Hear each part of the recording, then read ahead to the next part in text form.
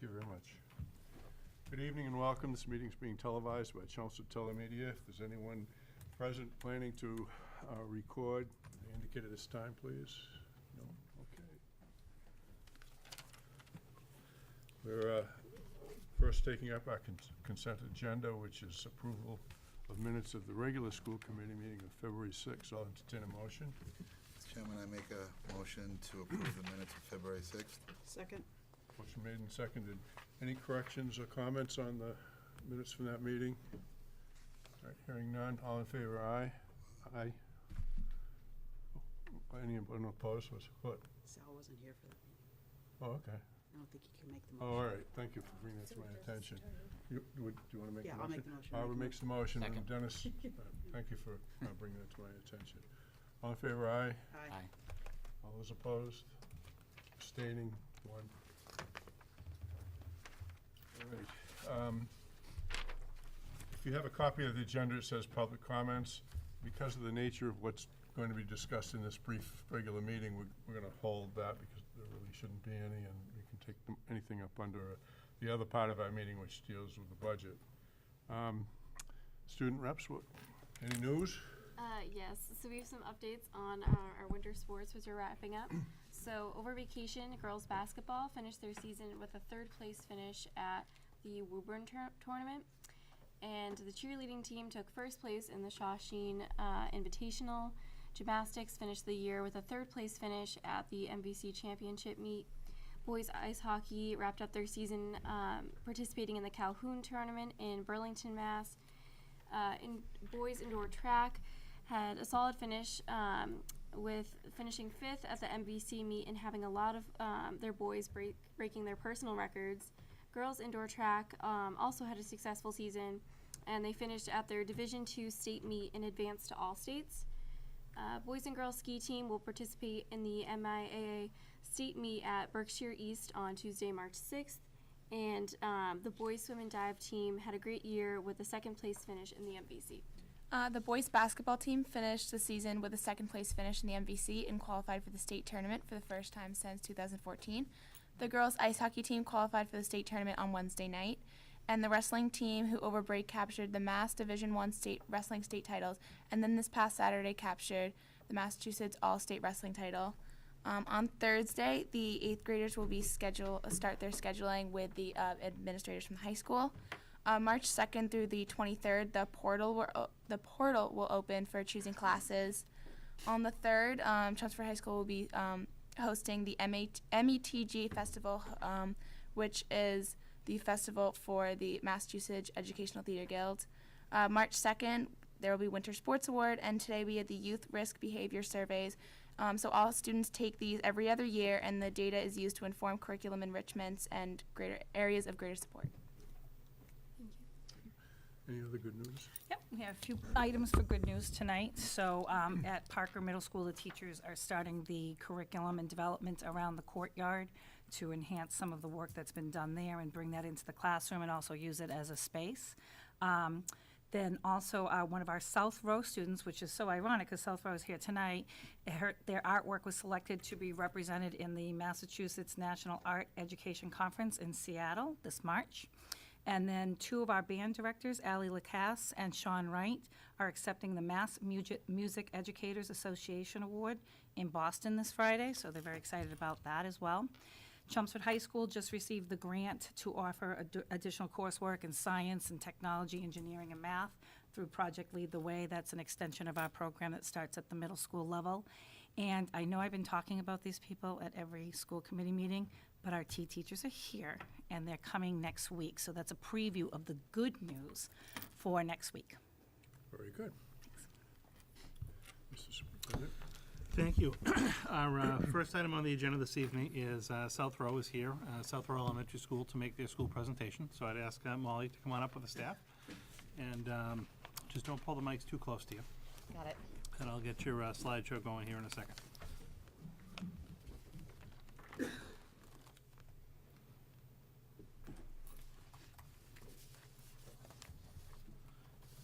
Good day. Technology is working for us tonight. Always a good day. All right, well, thank you for having us. As Dr. Lang said, I'm Dr. Molly McMahon. I'm the principal of South Row. This is Megan Kennedy, a special ed teacher at South Row, and Jackie Demery, a grade 4 teacher at South Row. And they actually co-teach in our 4th grade together. It's a phenomenal classroom. They are representing our PBIS team here tonight. We have 16 members of our PBIS team, and I'll get into more of what that means. But they're representing many staff members that could be presenting to you tonight because this is an initiative that we've really taken seriously at South Row, and every single staff member has been on board. Again, with 16 members, we have somebody from at least each grade level, specialists, support staff. So any staff member could be presenting tonight because we really do have such buy-in for this program, which is great. Last year when I presented the spotlight on South Row, I talked to you a lot about just social emotional learning in general. And this year I'm going to talk a little bit about PBIS, which is Positive Behavioral Interventions and Supports. I wanted to remind you a little bit about our social emotional learning slides from last year so that you can kind of understand where we're going with this piece of things as well. And I want to thank you in advance because I know you're discussing the budget tonight, and I know that everyone's priorities are on social emotional learning, so I want to thank you for that as well. What you may recall from last year's presentation is that social emotional learning skills are not soft skills. They can be an academic intervention, and they do support students being career and college ready, and I think that's really important to keep in mind. What you also might recall is I had shown a triangle last year that showed the tiers. Tier 1 meaning what we do for all students. Tier 2 meaning what we intervene for a certain small group, about 15% of students. And Tier 3 being for your most intensive needs students. Tonight's presentation is just based on Tier 1, what we're doing for all students. It's a process, and I appreciate all the support we've gotten from central office in terms of having a consultant this year that's really helping us launch our Tier 1 initiative. And so with that, I'll get right into the presentation. So I do have at South Row, our academic and social emotional learning improvement goals up for you.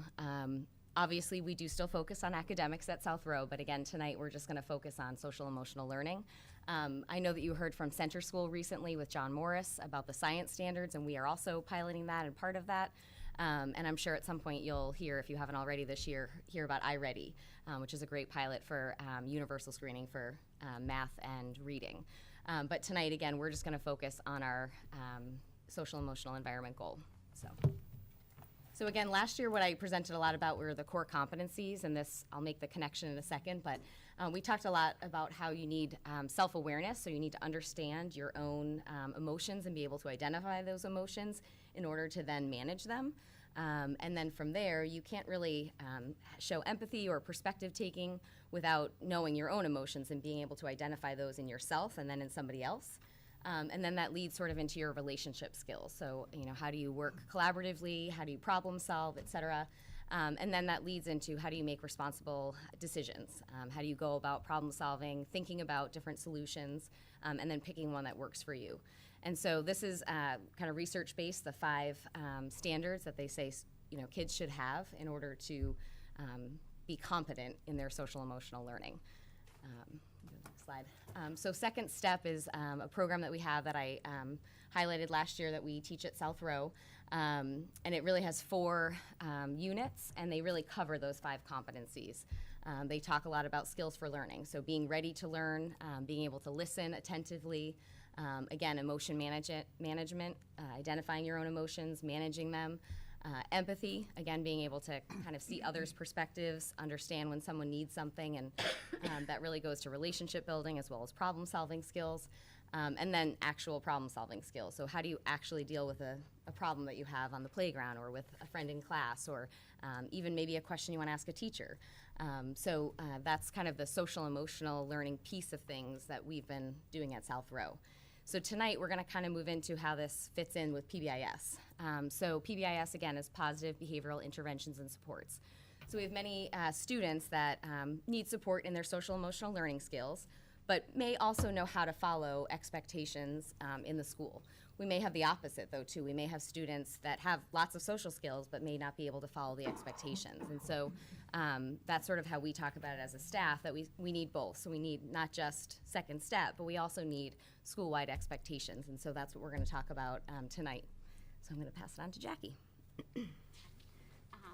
PBIS is positive behavioral interventions and supports. The whole premises behind it is that it's really supposed to encourage expected behaviors, is what we like to call them, or good behavior. The idea behind it is you teach expected behaviors like you would teach math or you would teach science. Our kids actually really look forward to their time in the classroom with Second Step. All the different lessons have these cute little videos, and they have kids their age acting out different scenarios, and there's so many times the kids will just yell out, "Oh, I do that." I'm like, yes, you do. And then the whole idea is to prevent the problem before it happens instead of having that reactive approach and the punishment with just the consequences. It places the emphasis on preventing and trying to prevent the problem from happening in the first place, and with the right supports in place with explicit teaching of those correct behaviors. Hopefully that won't occur. And then it's to promote that positive behavior. So a lot of parents, when we presented this at parent discussion night, said, how is this any different from what you were doing? And I think a lot of times in the past, one of the things that we were really focusing on is like, not focusing, but just naturally you react to an issue, not proactively try to take steps to avoid the issue in the first place. And this is, we are very reactive to consequences or unexpected choices, and now we're really trying to, in the absence of that punishment, we're trying to put into place positive strategies. And then if it's just punishment, it's found to be not effective. They need to have the interventions, the explicit teaching to show them what to do. We do this through modeling and reinforcing positive social behaviors.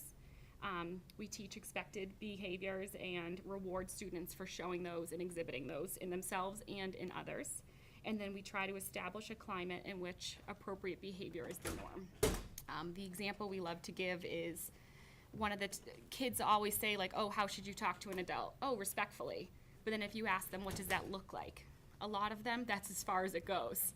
When you ask what that looks like, they say simple things like, oh, not saying a bad word, or listening, but respect means different things in different scenarios, especially with different people. So really trying to just do that explicit teaching around that. Next slide. Yeah. Okay, sorry. Sorry, I didn't know who to look at for that. PBIS at South Row, a couple of the things that we're really going to highlight that we're trying to do to teach these positive behavioral expectations is, as a staff, we've moved towards the use of a common language. So we're going to talk a little bit more in depth about respect, responsibility, and safety. We've really tried to clarify for the kids what respect means, what responsibility means, and what safety means in all different locations of our building. And they actually, we're going to go into it a little bit more, but they learn about it. We created a passport system to do that. And we figured passport, it makes sense to travel into all those different areas. We have pride tickets as our form of reward. And then we tried to, as a staff, discuss common responses to those unexpected behaviors, because sometimes with a kid, if a kid's very reactive to us, we want them to know exactly what's going to happen when one of those unexpected behaviors occurs. Respect, responsibility, and safety. We switched to this as our behavioral expectations. We didn't want to lose the district-wide pride core values because we think that those are important too.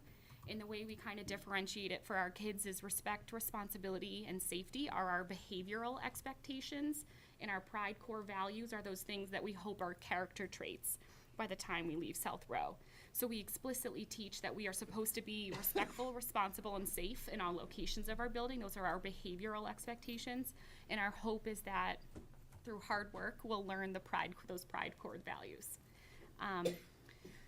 We talk a lot about expected versus unexpected, and we explicitly teach. So Megan is about to start talking about our passport, and she'll go more into what that looks like and how we go about that.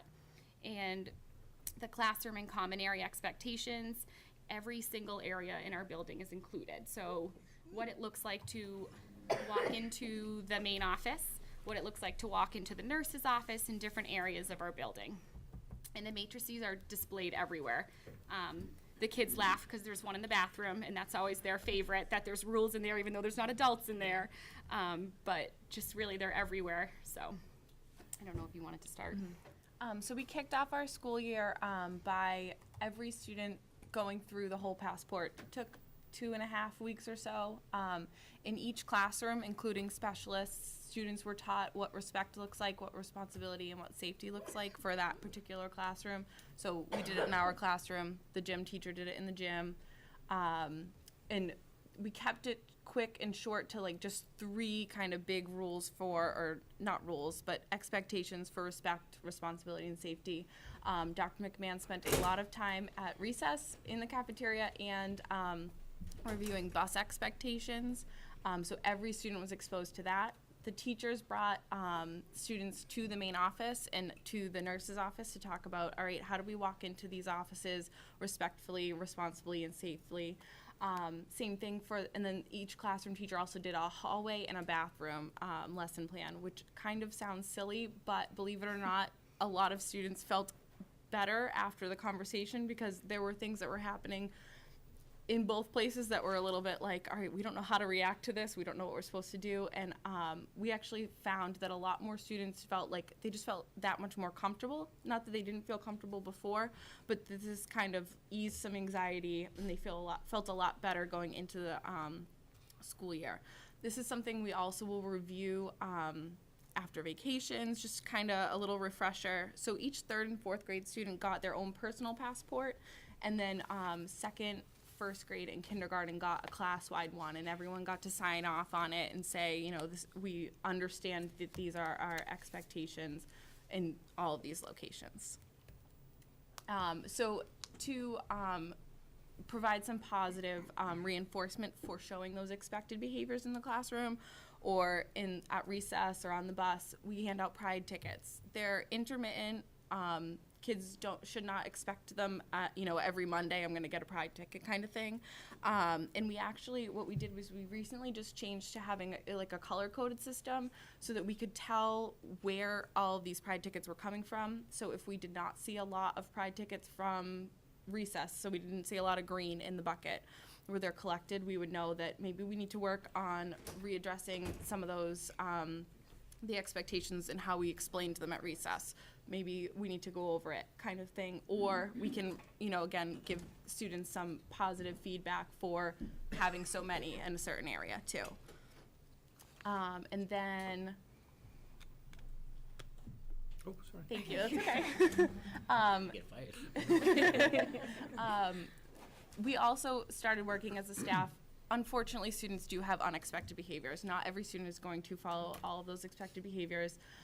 So we worked very hard to come up with kind of just a common behavioral definition for certain kind of areas of behaviors. And now, unfortunately, behavior is so gray that doesn't work all the time. But it was kind of just like to start a conversation, help everyone kind of be on the same page or somewhat on the same page. We do have some forms that we fill out to kind of track it, which just internally help us to then go and really focus on intervening, reteaching, and potentially giving some consequences for those behaviors. Our big focus was, though, more on those interventions in the reteaching so that students would not have to continue to display those unexpected behaviors, so we could kind of get them more towards showing those expected behaviors. And any of these responses can be used with a whole grade level, so like the 4th grade, or a class, just one particular class, small groups, depending on any kind of group within that small group that happens in the building, or even just an individual. Dr. McMahon does a lot of those individual ones. Lucky her. I do. I actually did spend some time too recently going over the CAF and lunchroom. I just started again this week and the week before vacation, kind of revisiting with all of the grade levels, and it's really interesting. They're remembering, but we feel like we need a midway check-in. I've also not quite got to all the buses, but I've been on 4 out of 7, and I've brought the passport on with me, the huge poster, reviewed it in front of the bus driver. And I think the bus drivers having their own tickets is helpful. They're probably our toughest crowd. We're still working on getting them to use them more.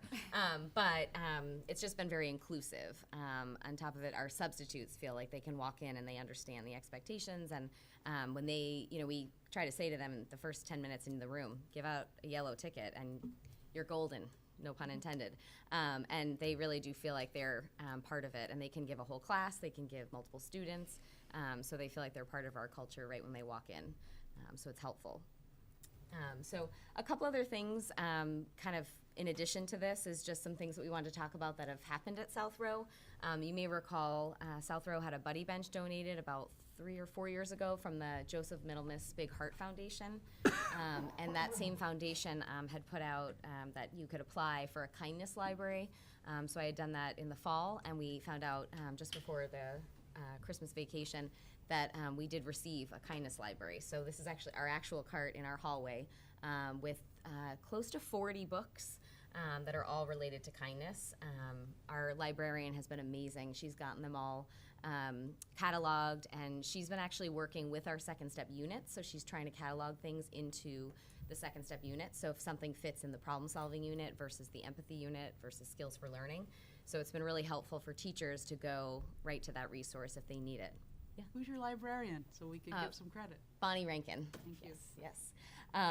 The other thing I just thought was very cute is this year, as you know, we had a very cold winter, so we had a stretch there where we had a lot of indoor recess, and I just thought it was very sweet. One of our classes decided that even in their classroom, they should have a buddy bench. So if somebody didn't know what to do or somebody didn't have someone to play with, they'd have somewhere to go, and somebody would identify that they needed someone to play with. So one of our classrooms, Mrs. Baptiste's room, created their own buddy bench. When she came back from recess, her class had decorated a chair, asked her if it was okay, and they now have their own indoor buddy bench in their classroom. I just thought it was very sweet.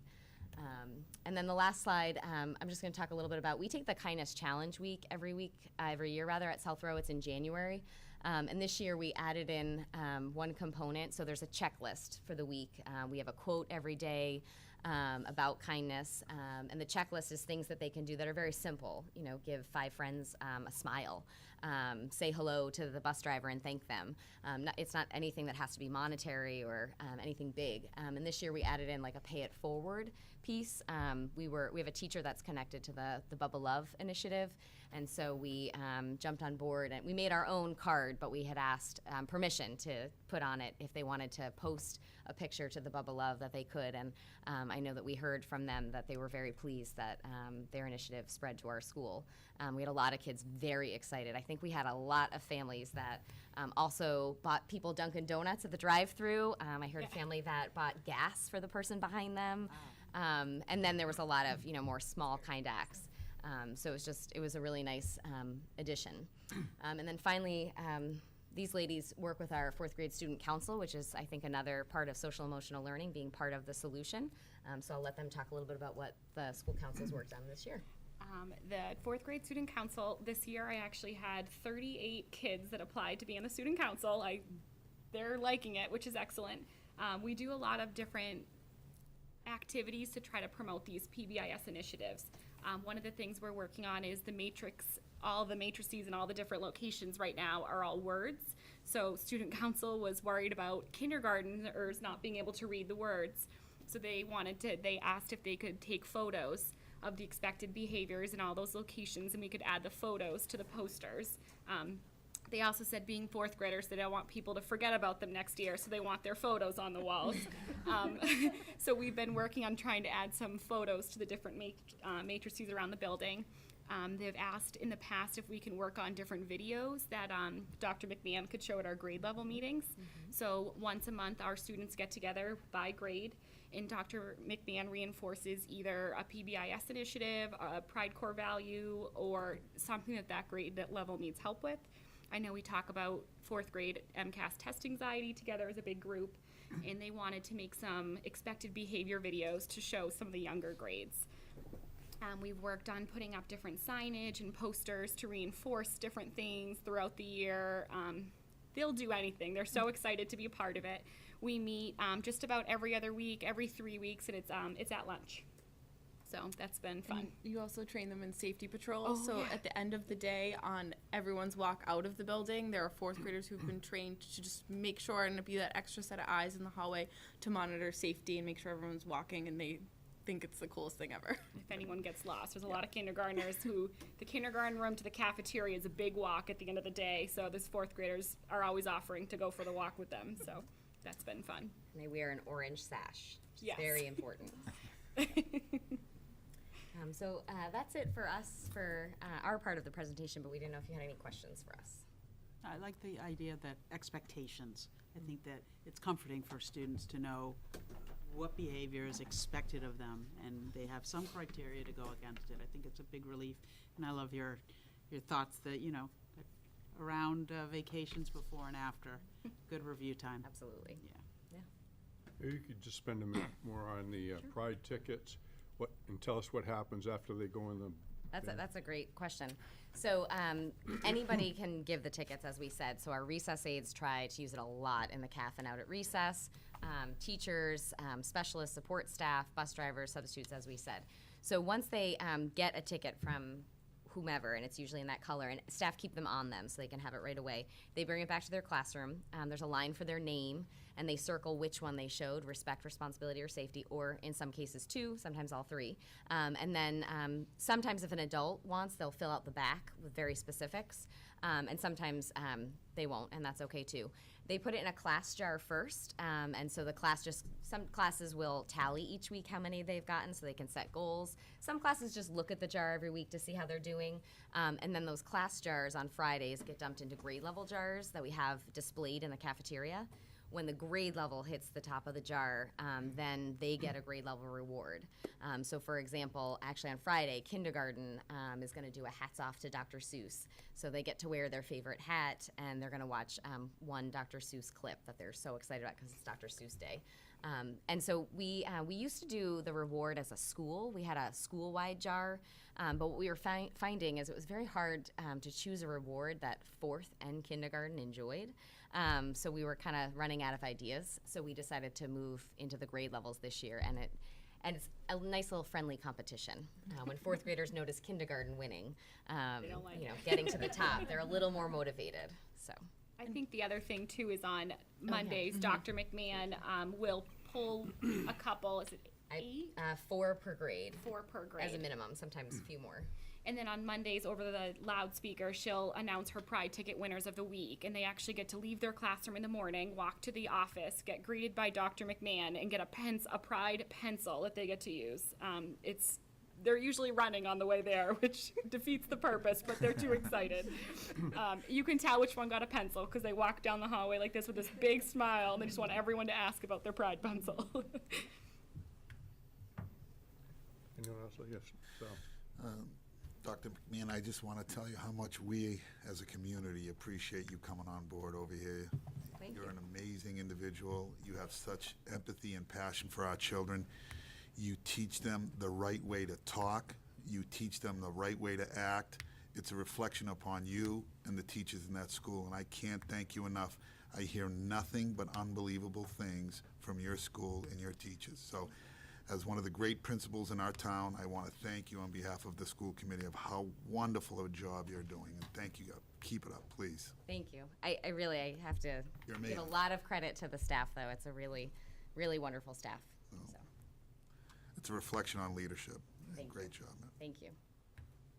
Thank you very much for coming tonight. That was excellent. I will do a better job next year of advancing the slides. I got some work to do. But no, thank you very much for coming and sharing that tonight. Thank you for having us. Okay, very good.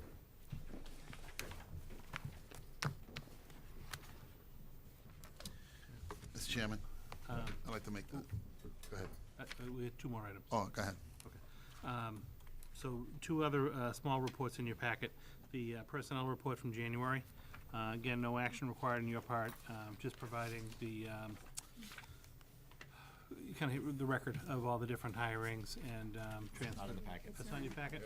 Oh, it should be in your packet. I tell you what, I'll put it in your packet on Tuesday night as well. There's no surprises, but it should be in your packet. I apologize for that. Is the conferences and Field trip. field trips Yeah, are in there? yeah. Okay, maybe you just missed the other one. I'll put it in your packet for Tuesday. On these field trips, and we just have two trips that are timely to try to recommend this evening. One is the DECA trip, and then I don't know that we know yet, but some of the wrestlers who may qualify for the New Englands, if they do, we just need to approve that because it's next weekend. So I'd recommend you approve both trips. Can we do it at once, sir? Yes, you can. So, Mr. Chairman, I make a motion to allow the 2 field trips, one for athletics, the wrestling team, or any member to make the championships and the Decker program. Yep, wrestling and Decker. Second. Any questions or further discussion? Hearing none, all in favor, aye? Aye. Aye. Any abstention or negative vote? Unanimous. So that's all I had for this evening. Like I said, I apologize. I'll put the personnel report on next Tuesday's agenda, and you can approve it then. Mr. Chairman, I'd like to make a statement. Mr. Chairman, as you know, I have 3 more meetings left or before I end my 3-year tenure as a school committee member. And I have to tell you the truth, one of the great things that this board does is we create a level of transparency. And we have a serious problem, and I'd like you to call an emergency executive meeting. I'd like to have our attorney there. I was unaware of it until parents, administrators, faculty members have been calling me, emailing me. I don't know if it's taken place with anyone else on this board, and I won't speak for them. I will speak directly for myself, that we have a serious problem with disheartening comments that were made through emails. And if you go on the town of Chelmsford's website, the Freedom of Information Act, emails were sent to me of conversations that took place with a representative of this board, a school committee member, and these are disparaging remarks about our teachers. These are disparaging remarks about parents. This is personal information that was traded and put on servers outside of our system.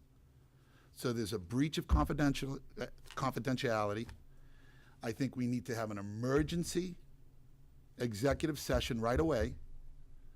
I think the school committee member needs to explain why these remarks were made, because as I explained to you, I am getting phone calls from principals, I'm getting phone calls from faculty, I'm getting emails, and I didn't even realize that this is on the town of Chelmsford's website under the Freedom of Information Act, FOIA. So with that, I think this school committee member, which is very serious, needs to come and explain why they did these certain things and why these things were said and why personal information of family members, of students, were shared with people outside of the schools. So, Mr. Chairman, I'd like to do that immediately, and I think this is a very serious and needs to be extremely transparent. I'll second the motion. And I hope she comes. Okay. I hear you. I've had discussions with the superintendent about how to bring unity and openness or whatever to the community. And one, I think it's important to have it right away. The only thing that I would like to talk with the superintendent about is how it might impact on election time. It's an interesting time to bring up things like this. So I just, before I go and say, I'm pleased to take your request, and I think it's needed to have this openness and so forth. I would just like to speak with the superintendent about timing and what would be most appropriate, okay? Well, the sooner the better. I This is understand. public information right now. I understand. It's on the town's website. Yeah. I didn't realize it until it was brought to my attention by parents, faculty, administrators. I mean, this is serious stuff, Mr. Chairman. I understand, and I'm not downplaying it at all.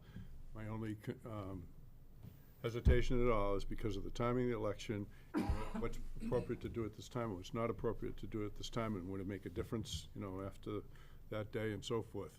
So rather than just make a commitment, we're going to meet Tuesday or something like that, I realize the importance of what you're stressing and gestures and comments and so forth that may have been made. So I hear you, and I'd like to talk with the superintendent, and then I'll get back to everybody about how we think should be the best way to do this. Thank you, Mr. Chairman. Anything else? I'll entertain a motion to adjourn for 5 minutes. Just a 5-minute break. Yeah, okay. I make a motion to adjourn for a 5-minute break. Second. All in favor, aye? Aye. Okay. So we'll be back for the.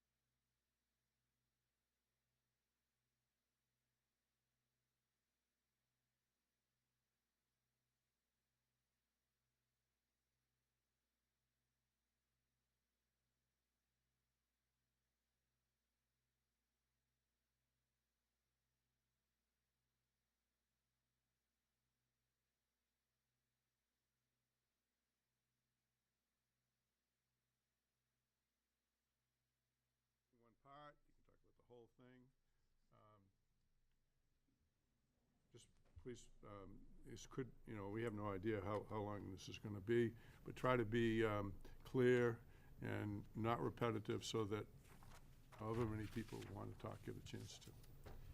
Okay, would someone like to address the committee? When you come up, please, if you just give us your name and your residence for the secretary. Anybody's welcome.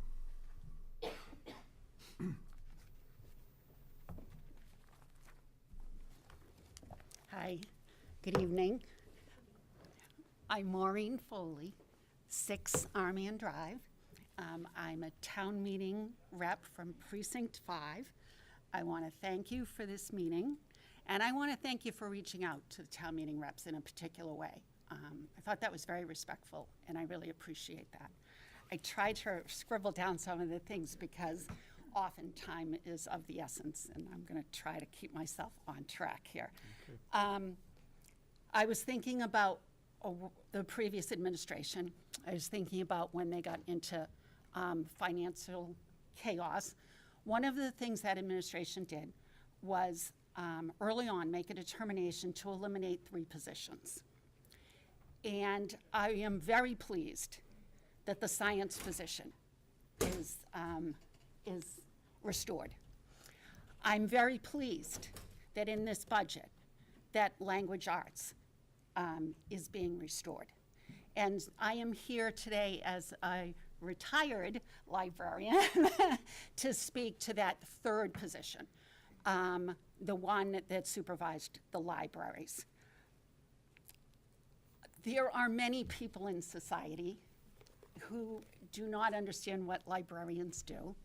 They believe that the job is to check out and check in books, and they wonder why anyone needs to supervise that. It's true. Most of us check in and check out books. It's just the professional part of it is that someone has to determine which books to purchase. And that just takes a lot of reading through professional journals and reading reviews and determining from your budget and all those kind of professional things that need to be done. So you need to determine the appropriate books. You need to take a look at your current holdings and figure out which ones to set aside because it's outdated information. You have to determine which ones should be in print format, which ones should be in electronic format. You have to determine databases because God bless databases. And there's so much information now that is electronically available, and the beauty of them is even though they're very expensive, they automatically update. So you're not spending as much time culling through your whole collection to figure out what information is outdated and what is current. So in many ways, that's been a blessing. And the fact that the libraries work so closely with the technology department, that's essential. I'm just here to say that it's not a good match for the technology department to be supervising the people that are in the libraries. And so I'm asking you to look at that section of the overall school system. Especially I used to be a public librarian, but it's still true of all the people in the elementary school libraries. I mean, one of our biggest things is to teach children to read, support their reading, read to them, have books at their level that they can enjoy and continue to read. And, as you all know, that pleasure reading continues throughout all the ages, and we need to support that from kindergarten through 12th grade. So definitely another big part of our job.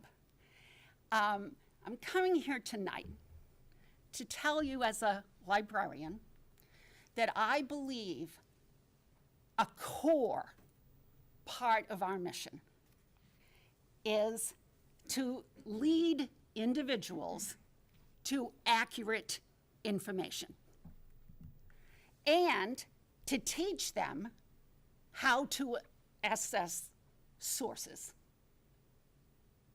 Okay, I just want to make sure you all heard that, right? that we're going to lead people to accurate information, and we're going to teach them how to assess sources. And it's one of the reasons I'm here tonight. We all agree, across all kinds of spectrums, all of us agree that things in this country are at the point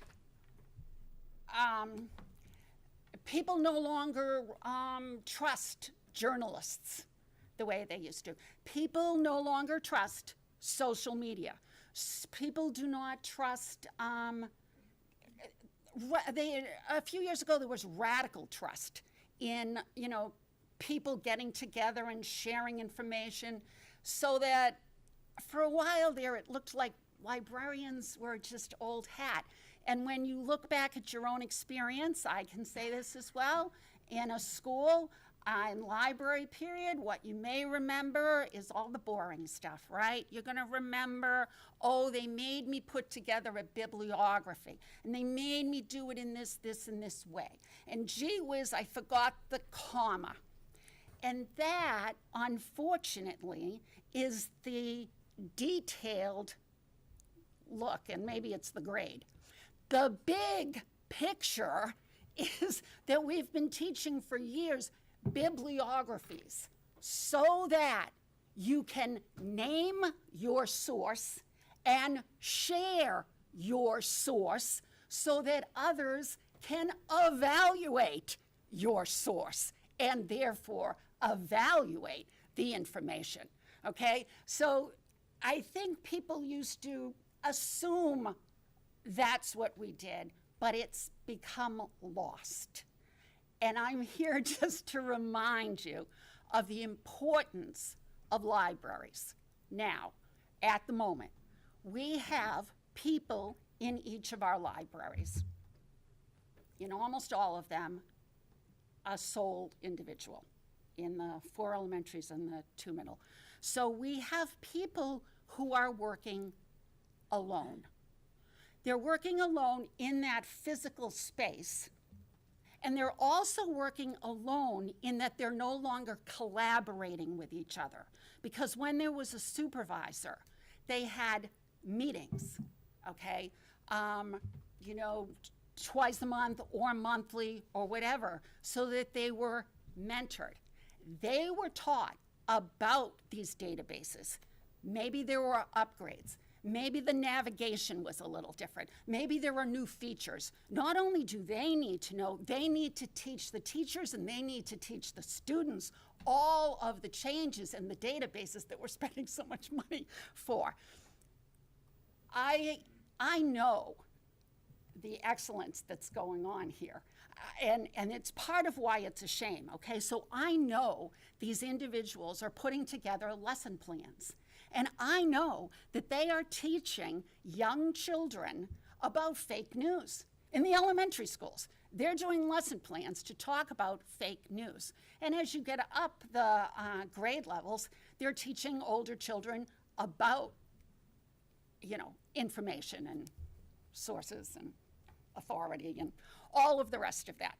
Okay, and I've listened to these people, and it just strikes me that if they were still having these meetings and collaborating with a supervisor, we wouldn't be having like individual lesson plans all over the place. We would have some fantastic lesson plans that not only, went over the course of a few months at each grade, but we would be assured that the skills and the knowledge that they're learning advances as they advance in school. It would just be this big coordinated restoration of the library system that we once had.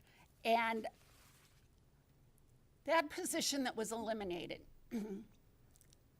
it came to pass over many years of budget cuts that one individual was doing too many jobs. And so when that position was eliminated, we lost a high school librarian and we lost a supervisor of the middle school librarians who are professionals in their own right, and we lost a supervisor of the ones in the elementary schools who don't have the training that people with master's degrees in library science have. But I'm not here asking for that model to be restored, okay? I'm not asking for a lot of money. I'm saying that we need, of course, at the high school, somebody who has had the master's training in library science, in school library media work. We need that degree of professionalism. And that was part of what this used to be. But what I'm saying is we need a supervisor.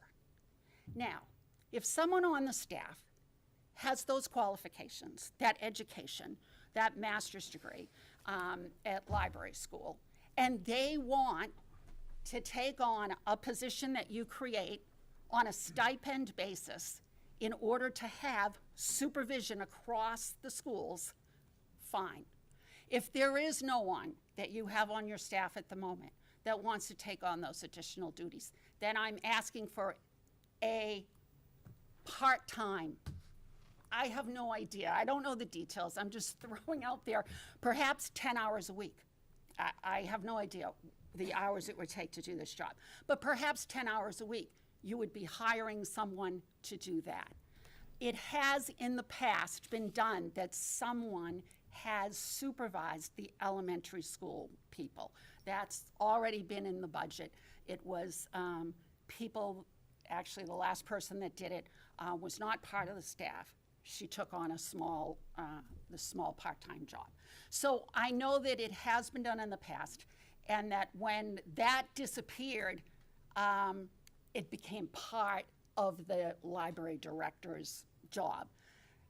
Okay, so if you have detailed questions, because I have not worked in this school system, if you have detailed questions, I'm going to seriously suggest that you talk to Sharon, because Sharon used to be employed at the McCarthy School Library. I remember when she got her master's degree because I was one of her first library volunteers. And she knows exactly the difference between working with a supervisor and working without a supervisor, because that was the difference between her last 2 years working for this system. She's the one with the answers. I am just a citizen who happens to be a librarian, who knows the importance of that job, and I'm here to plead for that. I'm just trying to think if there's, okay, this is just completely beside the point. I'm just going to say it, though. At the moment, I'm no longer employed by the public library. I am now a co-president of the Friends of the Library. I just want to kind of say to you all that we're going to have an April book sale this year. It's going to be in the during April vacation. That ad's going to cost you money. Yeah, right. And the reason I'm mentioning it is because at the end of the sale on a Saturday afternoon from 3 to 5, teachers and librarians, teachers in classrooms can, at the end of the sale, when we have books that are unsold, can go away with one box of free books. Right. Okay, so that's my contribution to this situation. I'd like to thank you on a couple of levels. First of all, for your passion and your endurance, because you've hung in. Well, we've seen you before, and you do an excellent job of presenting your point of view and your interest in it. And one of the other things I want to thank you for tonight is the kind of open-minded approach to addressing this issue. Instead of having a rigid proposal, you threw out a number of ways of addressing it. Right. And I think we all appreciate both of those things, your passion and your creativity, if you will. Yeah, I'm just the big picture. You guys know the education world, and I thank you very much. Well, thank you very much. Okay.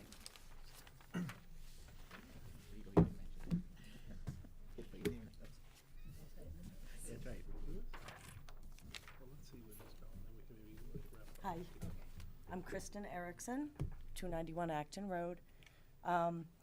I had a big, long thing presented, ready to go, and I'm gonna make it much more brief and to the point. I have many different aspects of my life that come into play with the school department.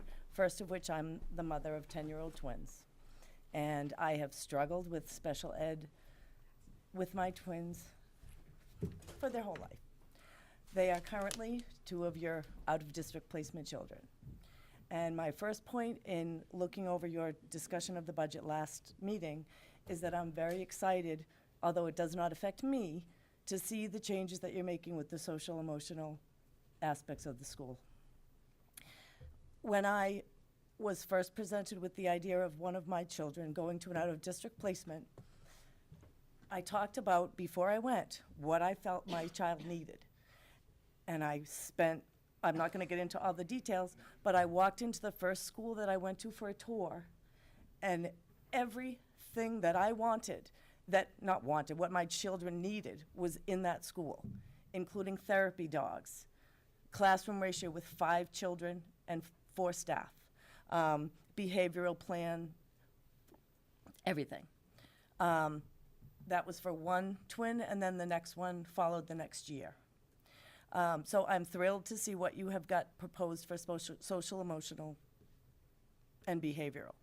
I also have partly a question about it in that you talk about it in South Row with the elementary school, and I don't know how that would then project to middle school and beyond, where my children are in 4th grade and will not be in elementary school when they do return. In addition, I know that you've talked about the funding and what it's going to be for the social, emotional, behavioral. Staff training for everyone is going to be hugely imperative, because I cannot tell you the people that I had to talk to and explain the needs for my children. And they would call me and ask what to do. And I felt like I'm the expert in that I'm their mother, but I thought that other people would be more expert at helping me to find what they needed. So that's number one. I also think that in relation to special ed, funding should be increased for whether it's more clerical people or more staff within your special ed system. The issues that I've had with late IEP development, with implementation not happening because paperwork was not sent, always came back to a clerical error in things like all of the paperwork was in wrong order of date, so yours was at the bottom of the pile when it was supposed to be at the top of the pile. Or we didn't have an IEP secretary for over a month, so you didn't get your IEP for 6 weeks because there was nobody to do the paperwork piece of it. And that's out of compliance with the law. And yet, it's already too late for me with my child because I've already waited the 6 weeks and did not have services for a child that I was fighting for service for. So that's my biggest piece. The second piece is that I'm also a nurse and I work in your schools as a substitute. And I first have to say, I forgot to say it about the teachers and the staff I've worked with in schools as well. You've got top-notch staff, both in the teaching, the specialists, the special ed departments, and also in the nursing department. And similar to what the librarian said, in the elementary schools, you have 1 nurse for all of the children in that school.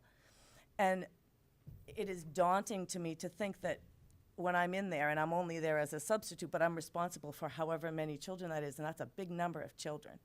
And we're trying to keep them in school from the educational standpoint, but we're also trying to make sure they're healthy in every aspect. And the nurses that you have are so incredible. I can't learn more from, I can't even tell you which one to say I'm learning more from.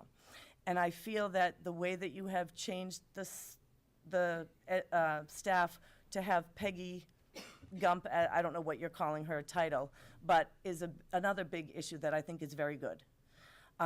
I also am glad to see that you have a Parker position coming, because I think that is way more necessary than you probably even imagine. I also think there should be more nurses. I work as a sub. I've been very busy this year. I'm not really, but I am plugging that I wouldn't mind that job in the future with Parker, but we'll get into that another day. But Another ad, that's gonna that's not cost for him, you. exactly.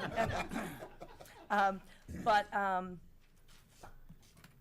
I could work almost every day as a substitute nurse, because they need days off, because they have doctor's appointments, because they should be at IEP meetings. They should be at a lot more IEP meetings than I think they are able to go to.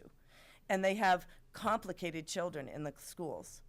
And they don't get to take lunch, and they don't get to have administrative days and do paperwork, and they don't have secretaries. And I'm glad that there is now a more substantial clinical director position, the nurse lead or whatever Peggy's title is. But also, I think I had my own ideas of a traveling nurse, which I could be, and give everybody a lunch break.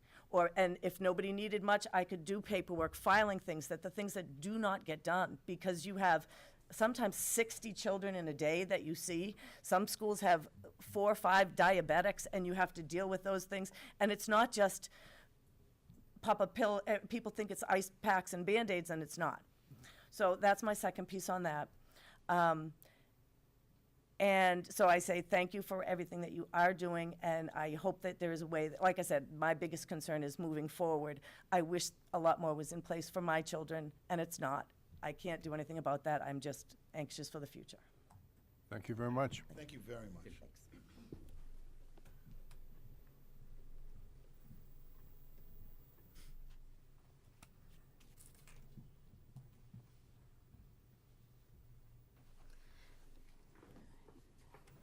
Hi, my name is Allie Barnes. I live at 104 Garrison Road, and I have children who attend school in this district. Over the past year or so, I've been networking with parents in the district that have children with special needs, and a common topic that comes up is that they want more training for parents that is available locally. Having it available locally is important, because if you have a child with special needs, you're doing additional things outside of the school. You have doctor's appointments, therapists, specialists. There's a lot more that's going on than just attending school, and getting to workshops that are available far away is difficult.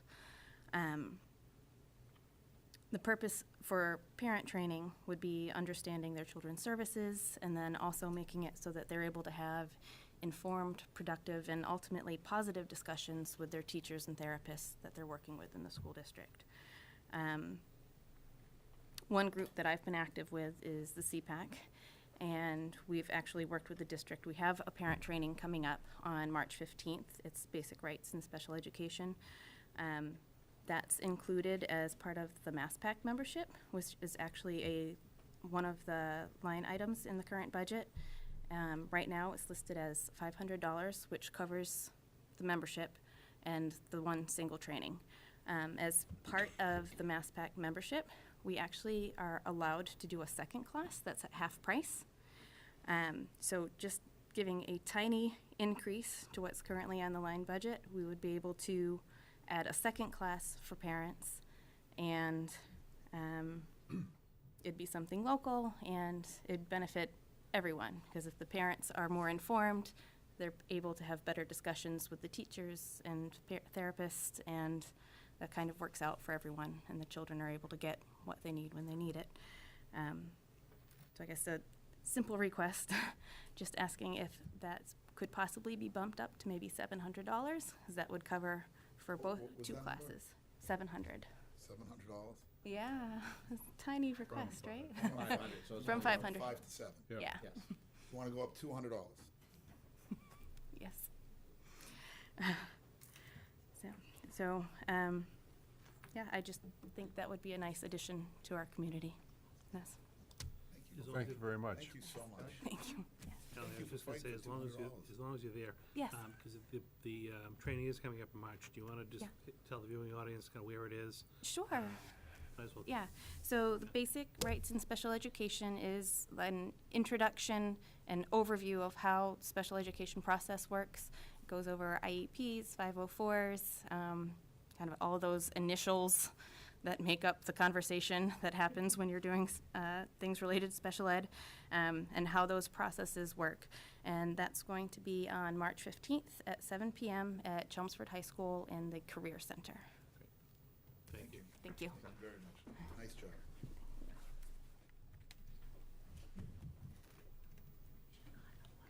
Anyone else?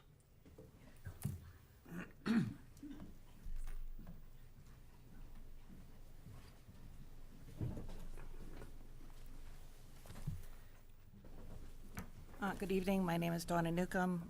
Live at 16 Janet Road. And I'm not here to talk specifically about the budget, but a process that kind of runs concurrently.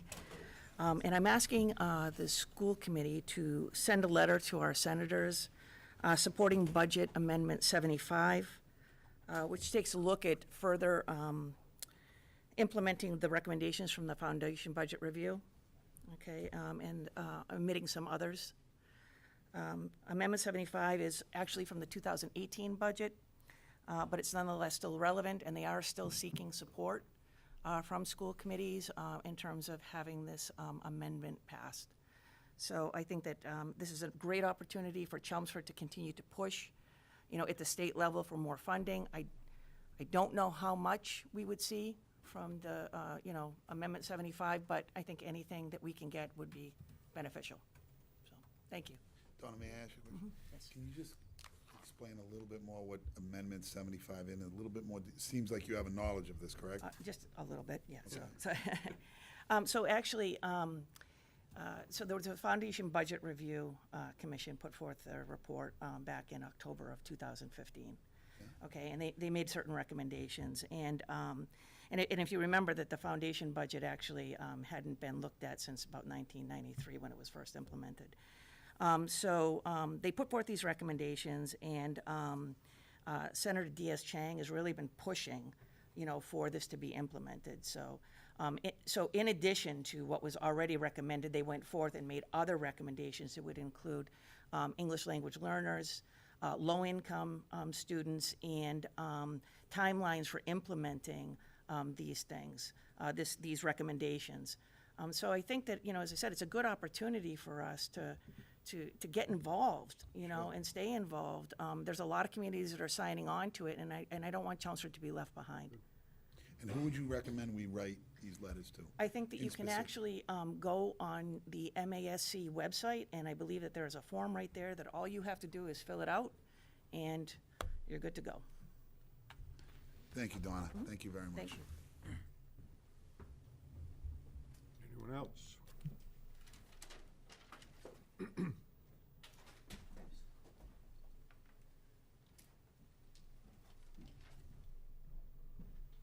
Welcome. Good evening, everyone. Jamie Outland Brown, 118 Graniteville Road, Chelmsford. Outland Brown, hyphenated last name. Outland, O-U-T-L-A-N-D, hyphen Brown like the color. 118 Graniteville Road. How is everyone doing this evening? Excellent. Excellent. Okay, so this is my first time speaking at this particular school committee, so I asked for a little lenience. I've tried to read your policies and I kind of understand how this interaction occurs.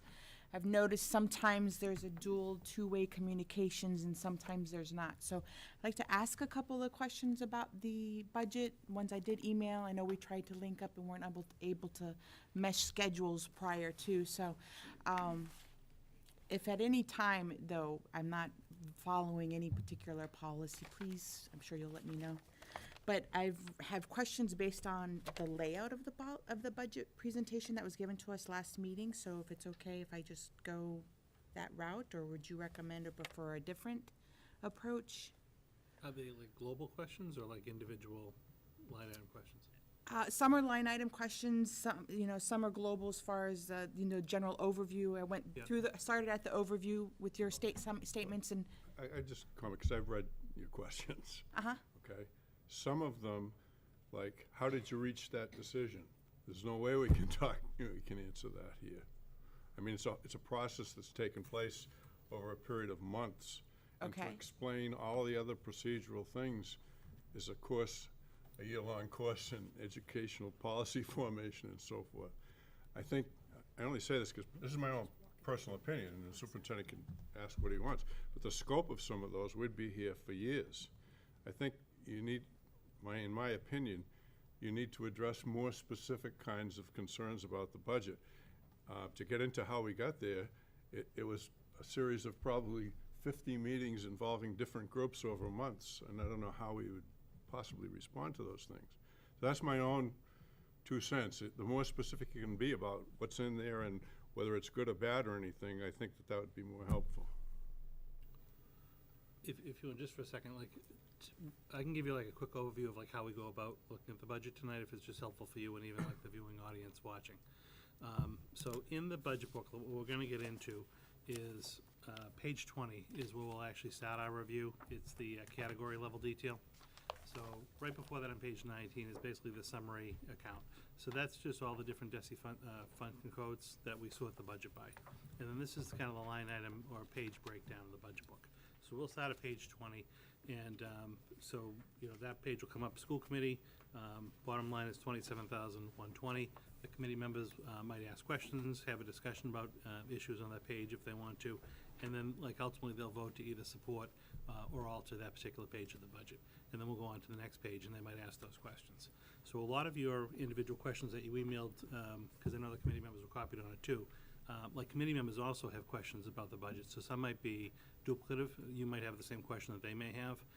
And as we go through the budget book, what I personally recommend is we'll go page by page and let different committee members bring up different ideas or questions that they have, because a lot of yours are probably gonna get addressed by doing so. And then, as I indicated, I just wasn't able to hook up with you this No. afternoon before the meeting. Yep. But if you want to reach out tomorrow morning or something and set up a time over the next day or two, I'd be happy to just sit with you and talk through, again, any of the more like in-depth questions you have about kind of programming and how it relates to the budget, things like that. On the specific line item questions, as you all go page to page, will we be given an opportunity at that point, when you get through page to page, to make comment or question? Typically not as we go page by page. Like, the public would be able to come at the beginning of the hearing and kind of, you know, just make general comments or ask individual questions if you have them. And then the committee would actually go through the budget document itself and ask the questions. So, like, those questions could come from committee members. And then at the end of the process, if there's still anything that's lingering, that's why we have the public input listed at the end of the agenda as well. Like, the public is welcome to then come back up and ask. Part of the, Yeah, so you can Yeah. ask again at the end if we Right. didn't answer I your know questions. I know what it says on the agenda, that doesn't necessarily, I just, Yeah, again, but that's trying how to it make would sure. work. But then I think the luxury of a school department budget is even after it, you know, is approved and tonight, you know, it's really the school committee's budget. So the school committee, you know, can modify the budget. Obviously, you can't exceed the amount that you're appropriated, but within the various line items, the school committee has the purview to be able to, you know, amend the budget as we go through the year and alter the budget, page to page. So, like, there's always opportunities for those discussions. So we might get through something tonight, and someone might have a follow-up question on Tuesday night at the Okay. next meeting. And, you know, the committee can always revisit things, I guess is what Okay. I'm trying to say. Perfect, thank you.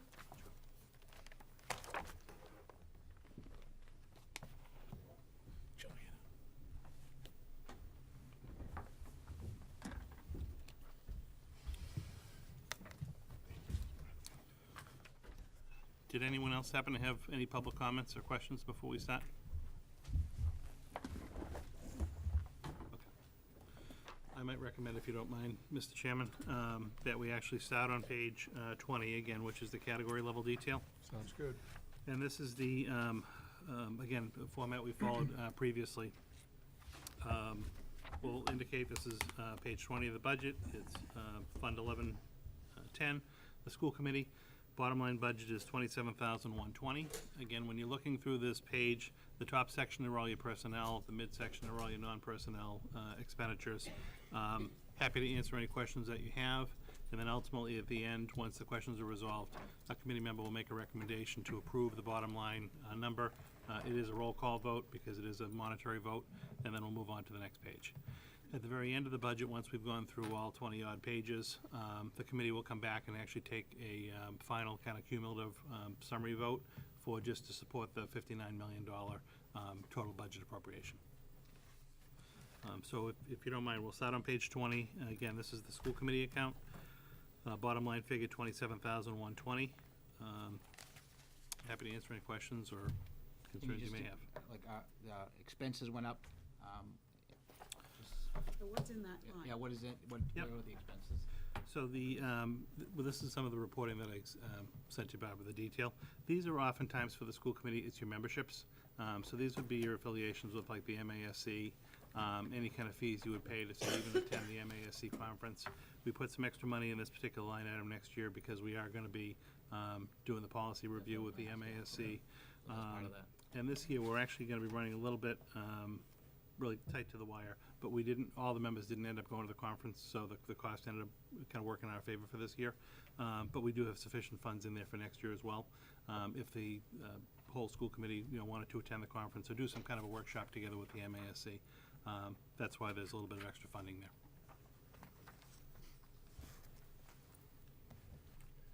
So, you want to vote on this? So, yep, so we would take a motion to approve the bottom line figure of the school committee account at $27,120. Mr. Chairman, I make a motion that we approve the school committee account at $27,120. Second. Motion made and seconded. Any further discussion? I think, I have further discussion. That line item with respect to the policy review, that's just for the analysis, correct? That's, do you mean separating out like the web Well, thing? we agreed that we were going to meet with the MASC Right. for them to analyze our current budget and then decide whether or not we were going to adopt the MASC policies. So I'm assuming that what's in there is just for that analysis. Yes, well, there were two different phases. There was the policy review itself, where you Right. give them our current policies. Right. They kind of match them up against MASC policies. Yes. They're going to meet with us and give us recommended policies. Right. And the committee then needs to decide if you want to That's what I accept wanted it or to not make sure. accept it. That's what I. That's included here. What I did not include is the decision we still have to ultimately make in the end is where would we want to house them? Do we want to house them electronically in-house or out? I didn't include that because we hadn't decided that. This is just the review portion of the policy review itself. you want to mention when that's starting, just so that everybody's up to. Yeah, I don't We have have, it's the third week in March. We had, 19th, March Okay. 19th, 9 a.m. and that will be a posted meeting. I had another question about, so the second question, and we've asked this before, when will the policies be made searchable online? Is that in our budget? No, that would be the second part of this, because once it's gonna take us about 9 months to a year to work with MASC to go through the whole review. Then when we actually have the final set of policies to adopt, we have to decide if we want to put them on our own website and maintain them ourselves, or if we want to kind of outsource that service to MASC and have them hosted for us. Yeah. So I anticipate that cost will come in the fiscal '20 budget. I just want residents to be able to find the information. We talked about that, though. We have.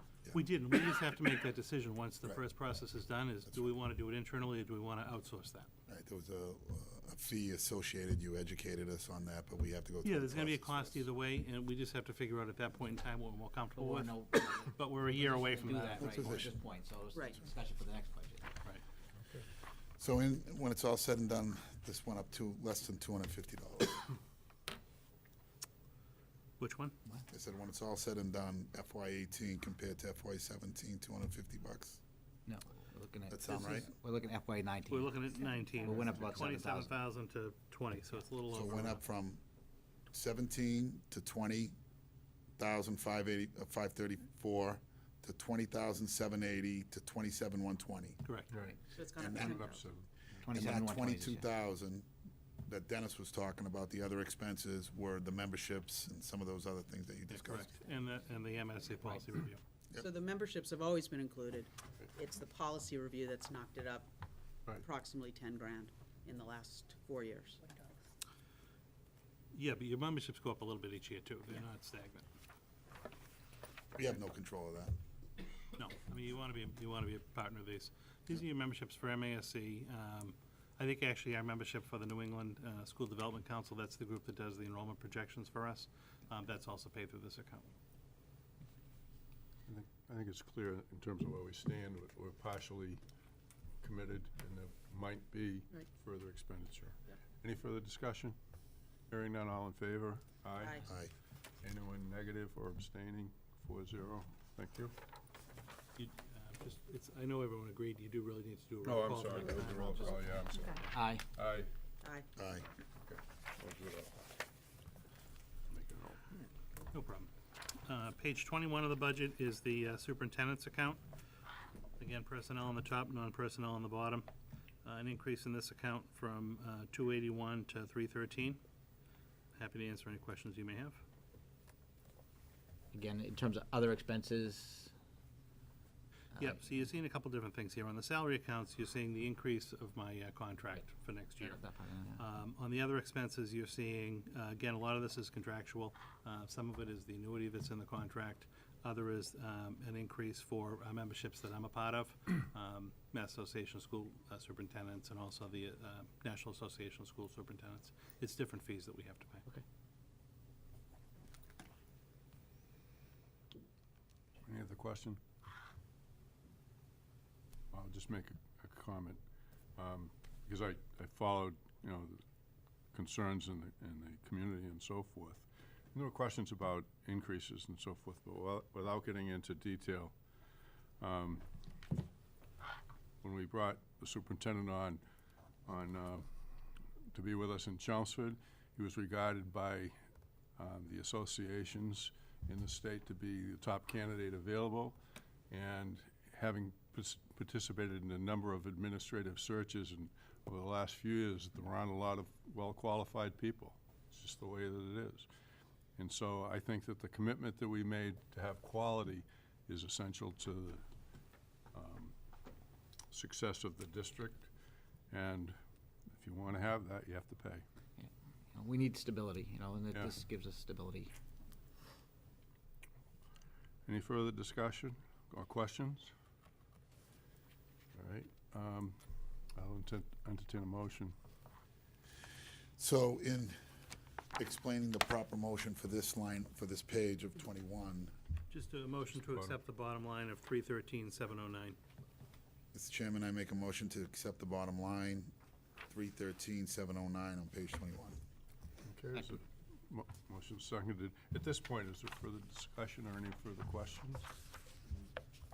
Okay, roll call vote. Dennis? Aye. Aye. Nay. Aye. Okay, 3-1.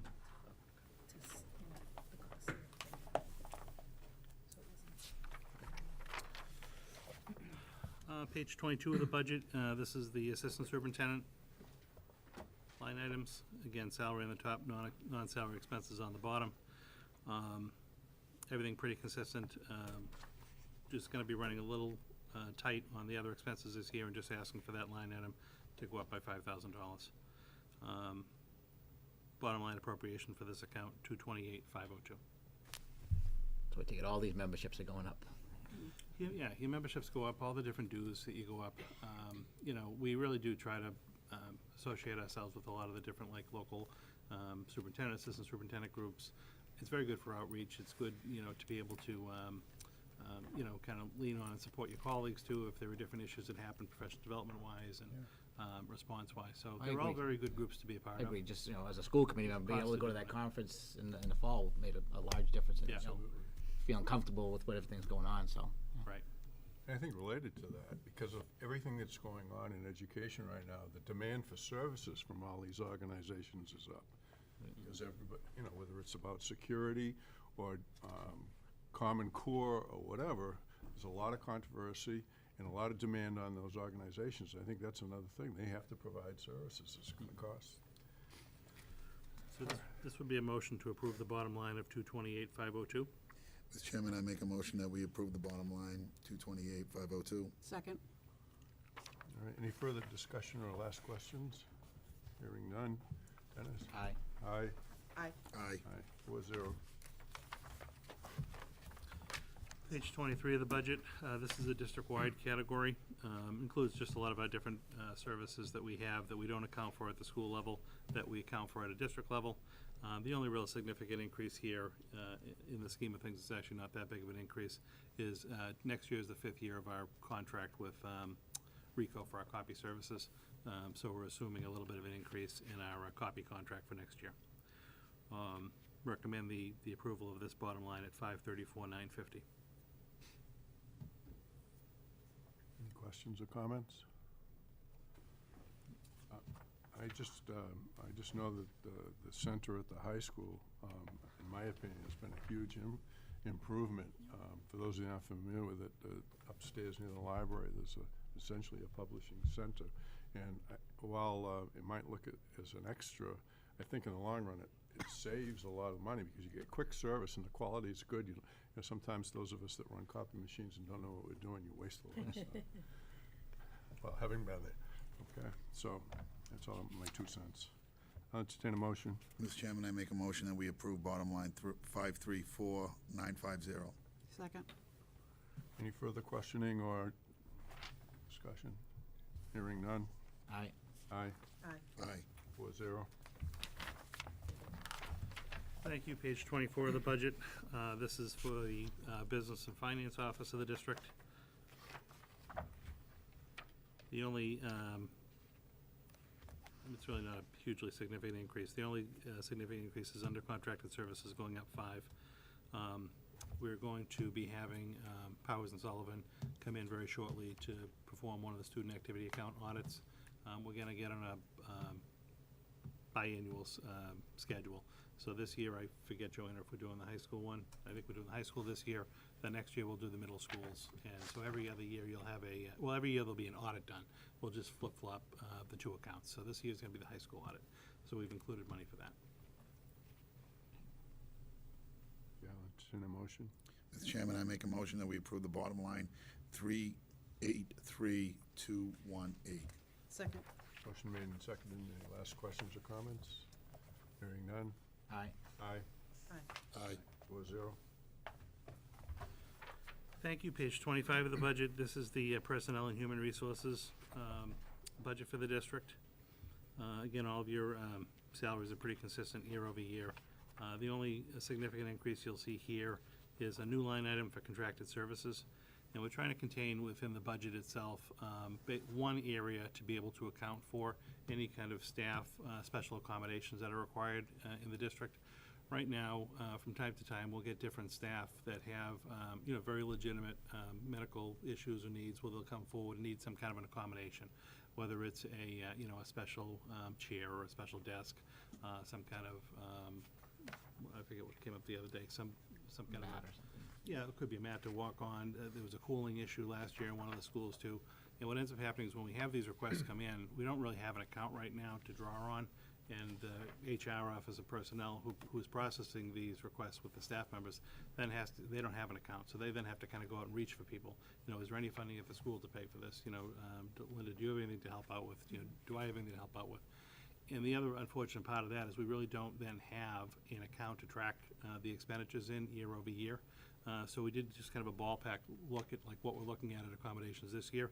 And I'd like to be able to just create a line item into the HR office so that they can actually start to, again, track this year over year. And as the requests for the accommodations come in, we're not scrambling through the district to try to find funding to be able to pay for that. So all the other accounts within this budget basically, for the most part, are level funded. But that is a new item in this particular account to be able to do that. And we think the best area to do this in is in the HR office because they're the ones that are processing the requests for the accommodations. So we were paying for these accommodations before, it's just now centralizing. It's very it in one place. happenstance because you don't know like when the Right. request is gonna come in. And whenever it came in, we would just try to find the funding for it. And it was quite uncoordinated, to be honest with So you. this just puts it in one spot. It's in one spot. It also then kind of alleviates, and I think it will be a better service for our staff, that, we won't be trying to find, where we can actually pay for things. We'll actually have a line item to go right to. And for us, even reporting-wise, we'll be able to better much trend this in the future to get a real handle because everything will be tied to one account. Okay. I'll So entertain a motion. I'd recommend you approve this line item at 266,745. Have a motion, please. Yes, sir. Mr. Chairman, I make a motion that we approve line item 266745 at the bottom of the page. Second. Motion made and seconded. Any final question or comment? Hearing none. Aye. Aye. Aye. 4-0. Thank you. Page 26 of the budget is section 1430, 1435. These are our legal services and settlements in the district. Recommending just level funding this line item. This accounts for our general and collective bargaining council as well as our special ed council. If we do end up with any settlements, we always incorporate them just in this particular line. But recommend a level funded budget of $125,000. Entertain the motion. Mr. Chairman, I make a motion that we approve line item 125,000, bottom of the page. Second. Motion made and seconded. Any question or comment with regard to this one? Hearing none. Aye. Aye. Aye. 4-0. Thank you. Page 27 of the budget is section 1450. This is the district-wide technology, district-wide MIS. Again, staff at the top of the page, and all of your non-personnel items kind of in the middle. The only significant increase on this particular page is in network services. Some additional funding, as again, some of their contracts for services are going up as far as the annual service contracts and requirements. We want to be able to actually add another kind of layer of redundancy even within some of our contracts to have some better support from vendors if necessary, if we have some kind of a network failure, to be able to have vendors come on site a little bit quicker than we currently have under our contracts. So that's the rationale for that particular line item going up. Other than that, everything is basically level funded. I'll entertain a motion. Mr. Chairman, I make a motion that we approve line item 1089015 at the bottom of the page. Is there a second? Second. Any discussion or question with regard to this area? Just on the note, maintenance of our virtual environment, just what's our virtual environment? Yeah, so we can have the technology department do a bigger talk with you, but basically, we host servers on site, but then we also host servers, like, say, in a cloud. And we want to be able to, obviously back up everything well, but also set up some redundancy so that, like, if something goes down here at central office, we can also then pull up something, say, at the high school if we had to. But our virtual environment is basically a non-physical environment here. It's stuff that's more kind of cloud-based. Probably the techie now, so. Anything else? No. Guys? Aye. Aye. Aye. Aye. 4-0. Page 28, this is the curriculum office. Again, not significant increases in the non-personnel. In the personnel side, this is where you are going to see a couple of shifts in budget. One of the shifts is basically shifting a position from deeper in the budget to this front page. That's why you're going to see the money go up here, but you are going to see an offset when we get to the position a little bit later. But this is the budget we talked about when I did the budget presentation about reinstating the English coordinator in the district. Again, we currently have the split English and social studies coordinator. This will go back to reinstating the full-time English coordinator, which I think is a great benefit to the district. As well, it's that coordinator of school nursing services. The nurses are going to be listed later in the budget, but technically, as an administrator, she's grouped with all the other curriculum coordinators. So just to make things easier as far as the budgeting and reporting is concerned, we just want to flip that position to this section. So, yes, your FTEs are going from 9 to 11, but really it's only going up one FTE. It's the English coordinator. You're going to see an offset in the nurses later in the budget. So I'd recommend the bottom line approval of $1,137,845. I'll entertain a motion. Mr. Chairman, I make a recommendation, make a motion that we approve 1,137,845 at the bottom of the page. Is there a second? Second. Any, yeah, Question. sure. What is the funding amount for the curriculum coordinator? How much are you funding that position for? Hang on one second. The 1.0 curriculum coordinator position? Yeah, 56. 57. 50, the Yeah, English it one or starts the at the nursing? bottom of 56, Yeah, and it goes over the top Yeah. of 57. The English. English is 56, 50, page 56. So, oh, page 56. yeah, I'm sorry, page 56 is where the staff salary book crosswalks. All right. So it's budgeted at 98,243.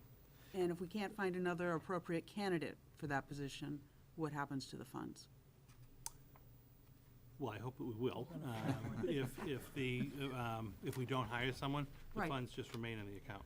Okay, because we had that happen last time. We didn't get a candidate, right? That's Right, my but question. we didn't spend the funds. Oh, I'll argue that with you, but we did. We gave raises to the principals. No, not out of that, Barbara. Okay, If the position is filled, which is our intention at this point, obviously that salary line will pay for the staff. If not, the money remains in the account. On the And that's, I'll just add real quick, that's the CAA position, so that's where the salary comes from, right from the CAA contract. And the only other little thing I want to point out before you, maybe you jump in, Yeah. is this is also the page where we included $14,000 to be able to do some training with our staff around that new options-based protocol, move it to an ALICE protocol for our emergency responders. So that's why that particular line item went up. That's what I was gonna ask, yeah. So the ALICE training is just a, So what to do in a case of emergency. It's multifaceted, yeah. So right now, we kind of employ a traditional hold in place or a lockdown type situation. The options base will give, obviously, teachers the option. So, you might lock down, you might actually leave if the intruder is not near you. These will be scenarios that we go through. We had actually been talking with the police and fire department about this for a little bit of time. We're actually going to be one of the host sites for the kind of train the trainer, ALICE instructor session, which is in April. And then, so we're absorbing those costs through our current budget. But what this is going to allow us to do is all of our staff, when they come back in September, are going to also be trained on this, and then we'll be drilling this with the different emergency responders. So this will provide us that training.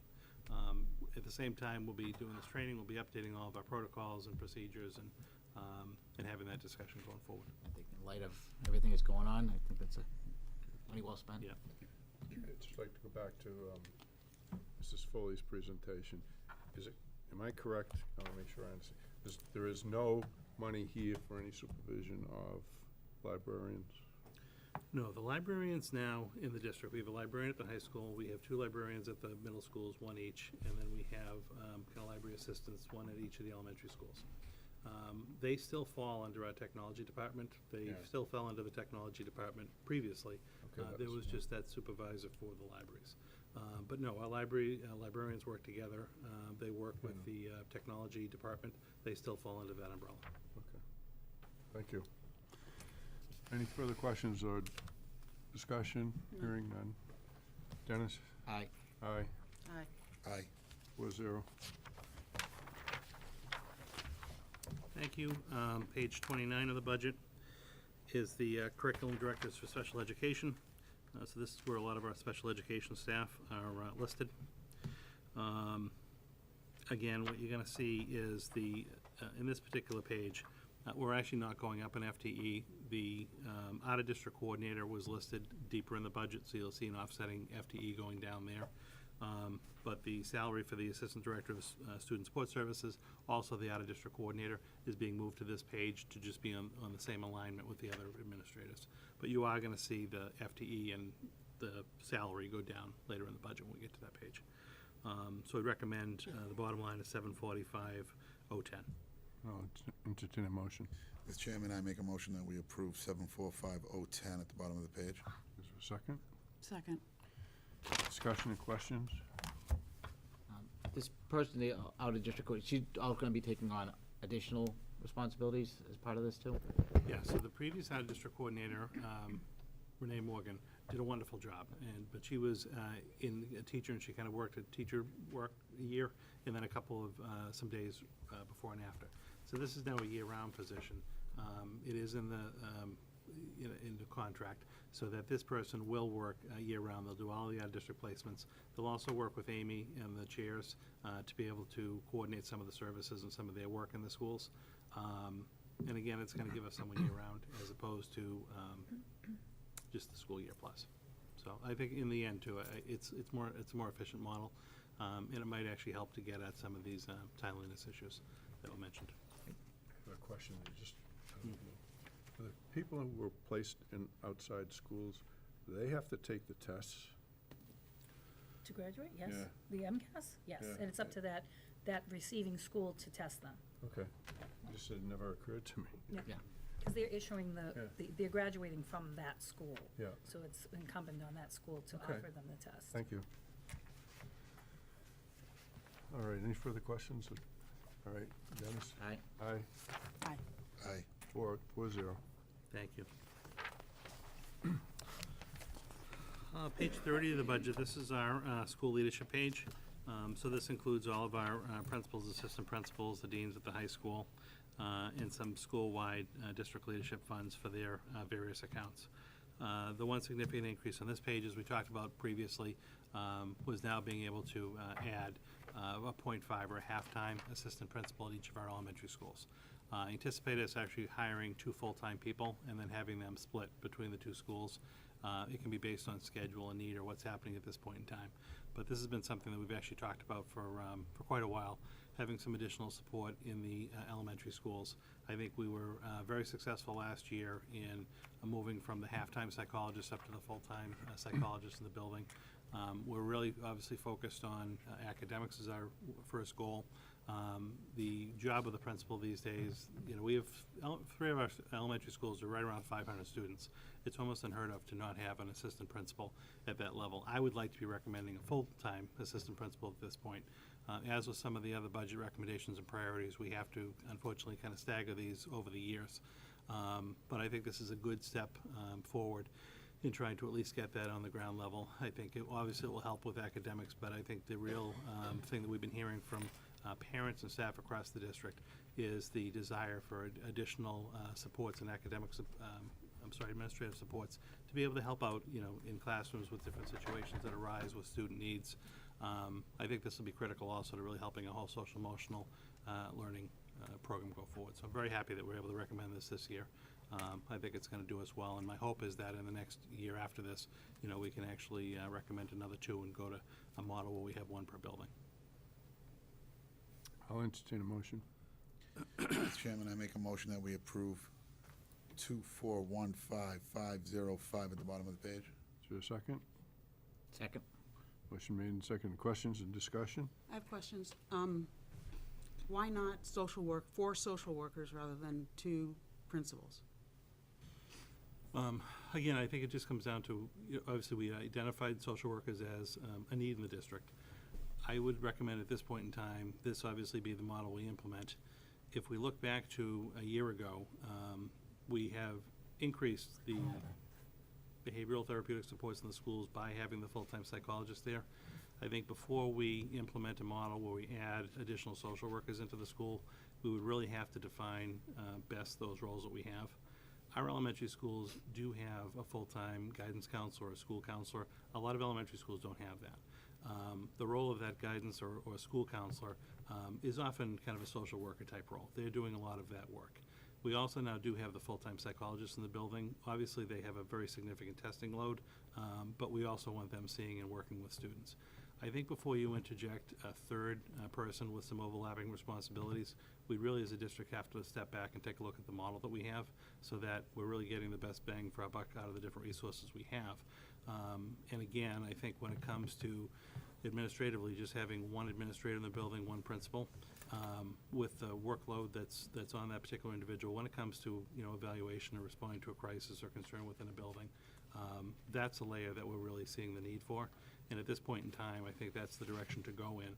I'm not abandoning the, you know, trying to move towards adding some kind of additional social supports, social workers, you know, an additional counselor. But I think that has to be part of a next phase. And it also, if it is going to be a social work that gets introduced, we have to have that discussion about really roles and responsibilities and kind of where's the overlap going to be, and not to have people kind of butting into each other's work. How do our surrounding communities, do they have assistant principals in their buildings? Yeah, I'll be honest with you, it's almost unheard of at this point to not have that. And I think to even just have the halftime, like I said, I would like to go to the full-time. We just can't afford that right now. But obviously I came from a different system that had full-time in each of the buildings. Our surrounding neighbors have minimally half-time assistant principals.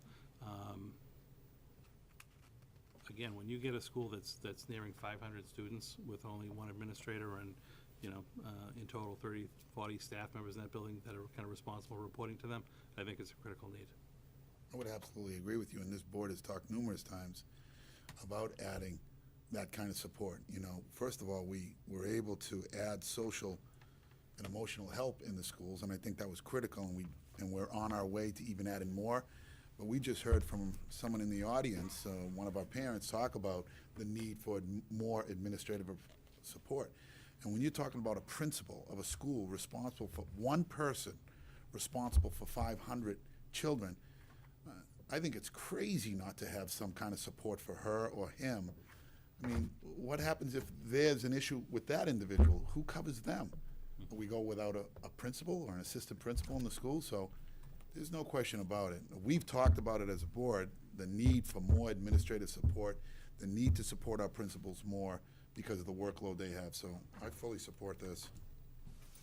Well, the other thing, they also have to, the principal has to evaluate the total staff in the building. All by themselves. That alone, How does yeah. one person do all That's a, that? that's a I mean, just to time-consuming do task. that, you know, having gone through that, if they did it seriously, that's about all they could do. So obviously, they have to really stretch themselves to get that work done, so. Anyway, further, do we get a motion? Yes, we do, sir. We got a Yeah, we motion. got a Chairman. motion, We got okay. a motion and a Yeah, second. I'm sorry. Oh, All right, you further- already, Yeah, we already did, you already we did, got yeah, there, yeah. okay. So, Go Aye. ahead, thank you. Aye, Nay. hi. okay, 3-1. Page 31 of the budget. This is a big page. This is district-wide, classroom teachers for regular education. Again, some consistencies here within the budget. So this is where you'll have like your big district-wide accounts. We don't break it down by school, like longevity. Again, we have that salary reserve for lane changes. So this is a teacher that would have, say, a bachelor's degree going to a master's going to a CAGS, something along those lines. You'll see we had a salary reserve for COLA last year because we didn't have the contract settled, so there's an account there. Obviously, with contracts settled, we don't have that this particular year. We're going into next year with already kind of knowing what the teacher's contract is going to be, so those figures have already been built into the salaries. This, again, just, it is a big page dollar-wise because it includes so many teachers in the district. Two noticeable changes here is the reduction at the middle school at McCarthy. If you recall, last year, we reduced 2 teachers, one of the strands at McCarthy in 5th grade. And so this continues that, so this reduces 2 6th grade teachers at McCarthy. And then at the high school, also going through the scheduling process, as the course selections are finalized, reducing 1 teaching position there. I like to say more repurposing, because these, 3 individuals, will have jobs within our district. They hold alternate licenses. We're gonna have openings in other schools for them to be able to transfer into. And by eliminating or kind of repurposing these positions, we're then able to add the English coordinator, the nurse at Parker, and the ELL teacher, which is a little bit, I think that's a little bit later in the budget. Yeah, it's on another page. So we're able to do that. So we're kind of swapping. Obviously, my recommendation is to move forward with this. And, if we weren't able to do these kind of switches to really have the budget and the staff align with our immediate needs, we wouldn't be able to be adding those other positions back to the district. So I recommend this bottom line at 22,759, 652, 42. I'll entertain a motion. Mr. Chairman, I make a motion that we approve 22,759, 642 at the bottom of the page. Is there a Second. Motion seconded. Any further discussion or questions? Just with these reductions, we're still gonna be able to stay within our suggested classroom based on- sizes. Yep, based upon all of our preliminary numbers, we've looked at this. We do know that this 4th grade going up to 5th grade of the elementary grades is the highest number, but I'm still confident at this point in time, looking at the numbers, that will be at about the 25 or under, which is the class size that we want. And I'm seeing it being equitable between McCarthy and Parker. We were concerned about this last year with the 5th grade. It's a valid concern. I mean, these are things we need to look at, and we need to look at the numbers. But when things shook out, we were only off by like 2 or 3 students between the 2 schools. And I want to say off the top of my head at this point, the average class size is somewhere 22, 23 at those schools. So again, this 4th grade class is slightly larger. So the numbers will be more, 24, 25, along those lines. You do have to take into consideration, those are just the total head count divided by the number of sections, the 8 sections that we have. We do have a number of students within those classrooms, also within those schools, that may be in more substantially separate programs during the day. So those students actually would be taken away from the average class count. But I think this again, it accomplishes our goal moving forward. It still keeps class sizes within the range. That's certainly acceptable. And again, we talked about this last year. I wouldn't want to make the reduction 1 year and then put it back in and take it out again. And looking down, grades 4, 3, 2, 1 now, we can sustain this. And then, again, we'll be talking about this next week as well. You'll end up having 2, kind of parallel schools as far as grade level configuration goes. And depending on what we want to do facility-wise sometime in the future, that's going to give us a lot more flexibility when we're taking a look at grade levels and grade span, if we have both schools having 8 strands as opposed to one school having 10 and the other having 8. Not to belabor this, I also anticipate over the next year or 2 because we're able to do this, we'll be able to find some efficiencies within scheduling, because whenever you're scheduling teachers and you have, you have the 2 extra less sections, your whole allied art rotation, or specialist rotation, as Linda likes to call it, moves a little bit better. So we'll be looking at that. So this will help us In the a lot of long different run, ways. this is really putting us in a good place. One of the things you told us at the last meeting, I believe, is that there are only, 5 or 6 people who anticipated retiring. So this Right. picture should be pretty accurate in terms of, what we're gonna have coming back, so that's good. Yeah. So I just want the public to understand, this is, you use the word swap. I actually don't see it. I see it as picking up 3 net new jobs. Because if our present teachers are being repurposed, they're not losing their job. We're actually adding more, the nursing, English, and science coordinators. The position, no, I want to be fair about this.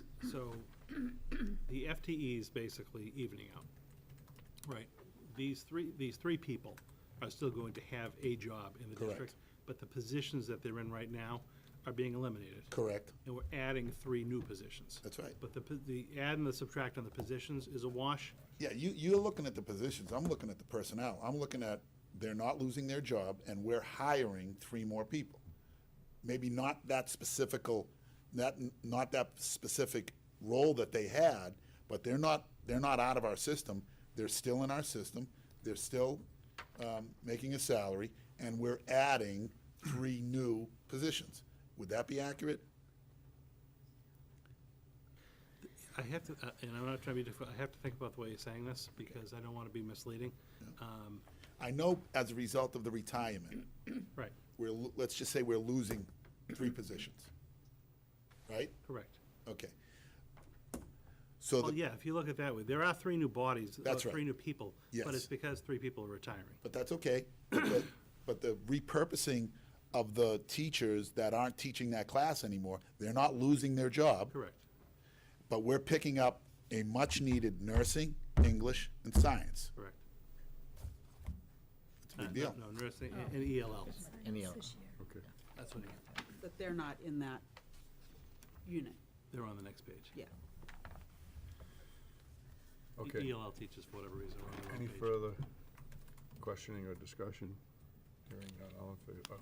Aye. Aye. Sal, yeah? 4-0.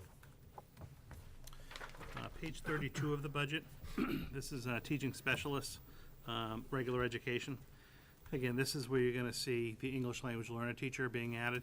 Again, right now, we have a half-time person at McCarthy, a half-time person at Parker, and an increasing need as far as students are concerned. So that person who is full-time, they just split their job, will work at one school, I don't know which yet, and then the other school will hire a full-time ELL teacher. So that is the increase on this particular page. So we have someone who's half-time and has already decided they will take the No, full. no. Oh, We have a full-time person who splits between McCarthy and Parker. Got it. So now they're gonna just pick one school and be there full-time. Got it. And And the we'll other hire. school will hire someone. I just don't know which school is gonna Got it. do that. But that's the ad on this particular page. I'll entertain a motion. I make a motion that we approve 1543557 at the bottom of the page. Second. Further questioning or discussion? Hearing none. Dennis? Aye. Aye. Aye. Aye. Thank 4-0. you. Page 33 of the budget, this is teacher specialist, special education. Again, we added a coordinator earlier, we saw an FTE go up, but this is where it actually comes off, so I just wanted to point that out to you. So the out-of-district coordinator position is now, less than an FPE, and also there's no funding there, because it got moved to the other page of the budget. Other than that, it's basically almost a level-funded budget. We're still using this particular page to have an offset to the CHIPS account of 115. But I'd recommend a bottom line of 5464955. I'll entertain a motion. Mr. Chairman, I make a motion that we approve 5464955, bottom of the page. Is there a second? Second. Any questions or discussion? All right, early in the year, I'd asked a question about summer school. Mhm. I know it's gotten small. Is there This still? is special ed summer school. All right, okay, my fault. No, no, I just that's saw okay. summer school. Yeah, All no, right, we're all set. This is our special ed Yeah, summer school, I- so I this get it. would be the programs that we run Yeah. in district Yeah. for kids that need That's- it based on their That's IEPs. great, okay. Anything else? Dennis? Aye. Aye, Aye. 4-0. Thank you. Page 34, this is medical and therapeutic services. Again, the positions stay the same, the salaries have just been updated to reflect the new contracts.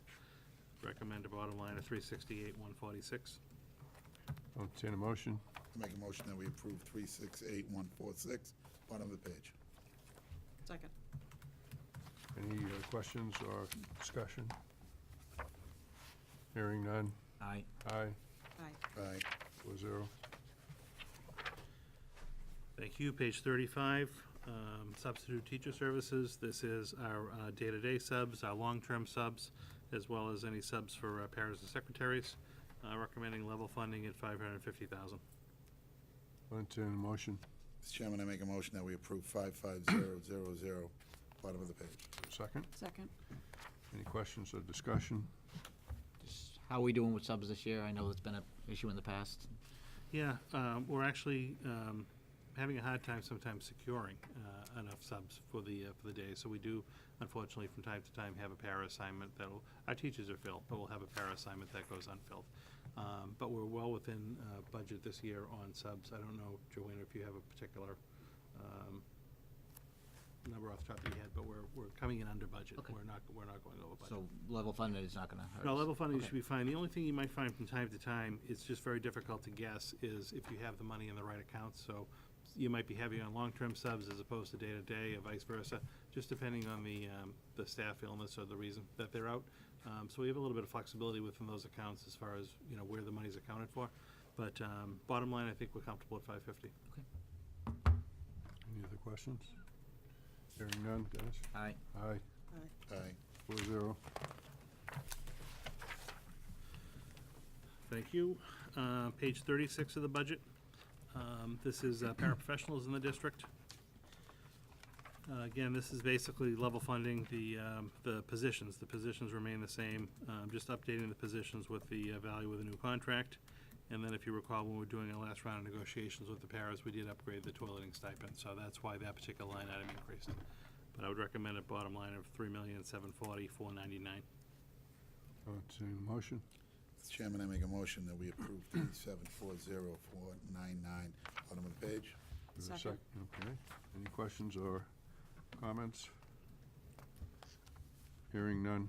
Aye. Aye, Aye. Aye. 4-0. Thank you. Page 37 of the budget is Library and Media Center Services. Again, on this particular page of the budget, we're recommending level funding the positions, just updating for contractual increases. Bottom line of 657, 347. I'll entertain a motion. Mr. Chairman, I make a motion that we approve 657,347, bottom of the page. Second. Discussion? Hearing none.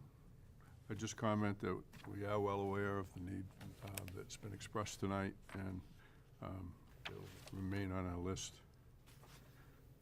Dennis? Aye. Aye, Aye. Aye. 4-0. Thank you. Page 38 of the budget. This is for professional development. Includes a line item for our mentor stipends, and then course reimbursements, which are contractual. Recommend a bottom line budget of $154,675. I'll entertain a motion. Mr. Chairman, I make a motion that we approve 154,675, bottom of the page. Second. Any questions or comments? Hearing none. Aye. Aye. Aye, sorry. No, sir? Aye. 4-0. Thank you. Page 39 of the budget, this is textbooks and instructional materials. These are district-wide accounts. Again, just a couple of increases you will see in this particular page. Mathematics textbooks, again, goes up. We had a discussion about this last year. As far as our contract was up, we needed to replenish our annual consumables. I'm thinking making the move up to this year at the 82. That includes the materials and everything that's necessary for like the kindergarten classrooms and whatnot. So that should hold pretty steady going forward. I think this is a little bit of a blip that's going to get us to a level to go forward. And then further science, we're just continuing the rollout of the FOSS science kits. And that is, again, recommended to go up about $17,000. So I would recommend the approval of the bottom line budget here of $601,300. I'll entertain a motion. Mr. Chairman, I make a motion that we approve 601,300. A second. Bottom of the page. Second. Motion made and seconded. Any questions or comments? I have a question. Yeah, sure. Do the textbooks include online, access to online editions? For the mathematics, it's the Any of- consumables, and for the FOSS kits, they're set up as actual kits, they're physical kits. So students rotate through that whole process. We had talked in the past, that when we move forward with textbooks, we would try to make sure that we looked at a package that include online access. Yeah, typically, right now, what the teachers are doing is to link the nonfiction piece as much as possible to their current program, which is Journeys for the K-4 up to K-5. So at this point, we're not purchasing additional textbooks or level readers for that program. It's the physical kit itself. Any other questions or comments? Just on the FOSS kits, where they're gonna introduce them at what new grade level this year, is it? So each grade level has 3 strands to it, so some of the grade levels are taking their 3rd strand in, Okay. right? So the physical science in grade 6 is adopting their FOSS kit for their first Okay, round. that's one, okay, great. May I ask a question? I'm just curious, I'm not sure what the contracted services for the library are. What page number? It's the second item down. 39 still. We're still on 39. Because further down, there's the supplies for the library, which I think includes purchasing books. Books and things, yeah. But I don't know what contracted library services are. Okay. I'm just curious. I'd have to go back and tell you specifically. I assume that's the contract that we have to pay for the automation library software, whatever the software system is. Destiny. Okay, yep, that you're using. Destiny. Yeah, Okay, I was yep. gonna say, that looks like Okay. a That's- software piece of That's Destiny. fine, thank you. Dennis? Do we have a motion on this You one? do it second. No, we Okay. had a motion and a Okay. second. I Aye. checked it, yeah. All right. Aye. Aye. 4-0. Thank you. Page 40 of the budget, instructional equipment. Everything here is pretty consistent with the exception of physical education. And I'm going to flag this for you now because it appears here and then it also appears in athletics later on in the program. Katie Sims, who is our health and phys ed coordinator, and then Darren Hart, who is our athletic director of the high school, are trying to work together to renovate and redo the Wait. fitness Fitness room at the high school. A lot of the equipment is, the free weights are obviously fine, but like the treadmills and Stairmaster type machines have long exceeded their useful life. And so they've been talking about renovating that room so that it can be a classroom during the day, another area for our high school kids to be able to do phys ed classes, and then also obviously athletes be able to use the room after hours. So it's a very expensive proposition to update a lot of that equipment. And we're looking to do basically a 3-year lease with the company that will actually be like a dollar out lease with the company that will work with us on that. So it's about a $150,000 project. So we're including $50,000 of funding in this particular budget by shifting some things around. So $25,000 is being funded here under the equipment under for phys ed because that's kind of Katie Sims's piece. And then when we get to the athletic budget, you'll see the athletic line item for equipment goes up $25,000 as well, and that's Dan Hart's piece under athletics. So that's why you actually have it in 2 different places. It is a joint venture. Budget-wise, it'd be a heck of a lot easier just to have it on one page of the budget, but it really is 2 different departments working together on this. They're a good partnership, and I actually think both deserve credit for it. So that's the rationale to actually having it be separated. But it's a $50,000 expenditure, 25 in 2 different pieces of the budget, and this will be something that we commit to for 3 years. And then at the end of the 3 years, we'll obviously own the equipment. And what we really do need to do is integrate that into some of our internal district kind of capital planning almost. It wouldn't be town capital planning, but like school department capital planning. Because we know the equipment that we're putting in really only has a useful life if it's getting the amount of use that we have it at anywhere between like 5 and 6 years. So, to not have there be a plan and then, 6 or 8 years down the line, wonder why the equipment's all dying, just isn't that helpful. So we'll make some notes about that. But that's why this is actually located in 2 parts of the budget. Now, is there any kind of infrastructure work, like the room itself, or is it just the equipment? Yeah, this is largely the equipment. The only things that are gonna happen in the room, obviously they'll update, like, paint and things like that. The floor itself it's technically a cement floor on the ground. They have some water issues in the building. So there's a built-up kind of wood platform that's over it that just from the weights continuing to drop is damaged underneath. So I see this being a summer project, and what they'll end up doing is coming in and removing that whole subfloor, putting in a new subfloor. And then the matting that's already on the subfloor is fine, so that'll be reused. So I don't see a significant cost to the floor itself. We'll work with the town to be able to work on that. And again, paint. But no, nothing significant. It's really the cost of the equipment that's driving this. I'd like to comment on that too, because I was part of the team that retrofitted the fitness center as it sits today, with the floors, the walls, the ceilings. There was quite a bit of money spent, and it goes all the way back to when Jack Fletcher was here, so we're probably talking about 10 years ago. So you are right, but I do want to say one thing. If you go there in the morning, which I've been there in the morning, afternoon, at nighttime, you will see not only the students that are athletes, which, okay, I get it, but you'll see other students that are not athletes down there. You'll see teachers in the morning, teachers in the afternoon, and staff at the end of the night. So this is not just a fitness center for athletes, it's a fitness center for the entire school. And I've seen other teachers from other schools using the fitness center. So I think this is really important, especially when we talk about what's happening with obesity today and with the children and eating right and exercising right. To see non-athletic students down there using the equipment, I think is very exciting, and we should encourage that, and we should definitely fund this. And I think we're getting a bargain of $50,000 a year for 3 years with a $1 buyout. Yeah. No, I give Kate and Dan a lot of work. John McIsaac at the high school, one of the deans, really has taken an active interest in this as well, and they've been pushing this for a while, so I think it's good. I don't want to have people thinking that the equipment isn't being used right now. It is.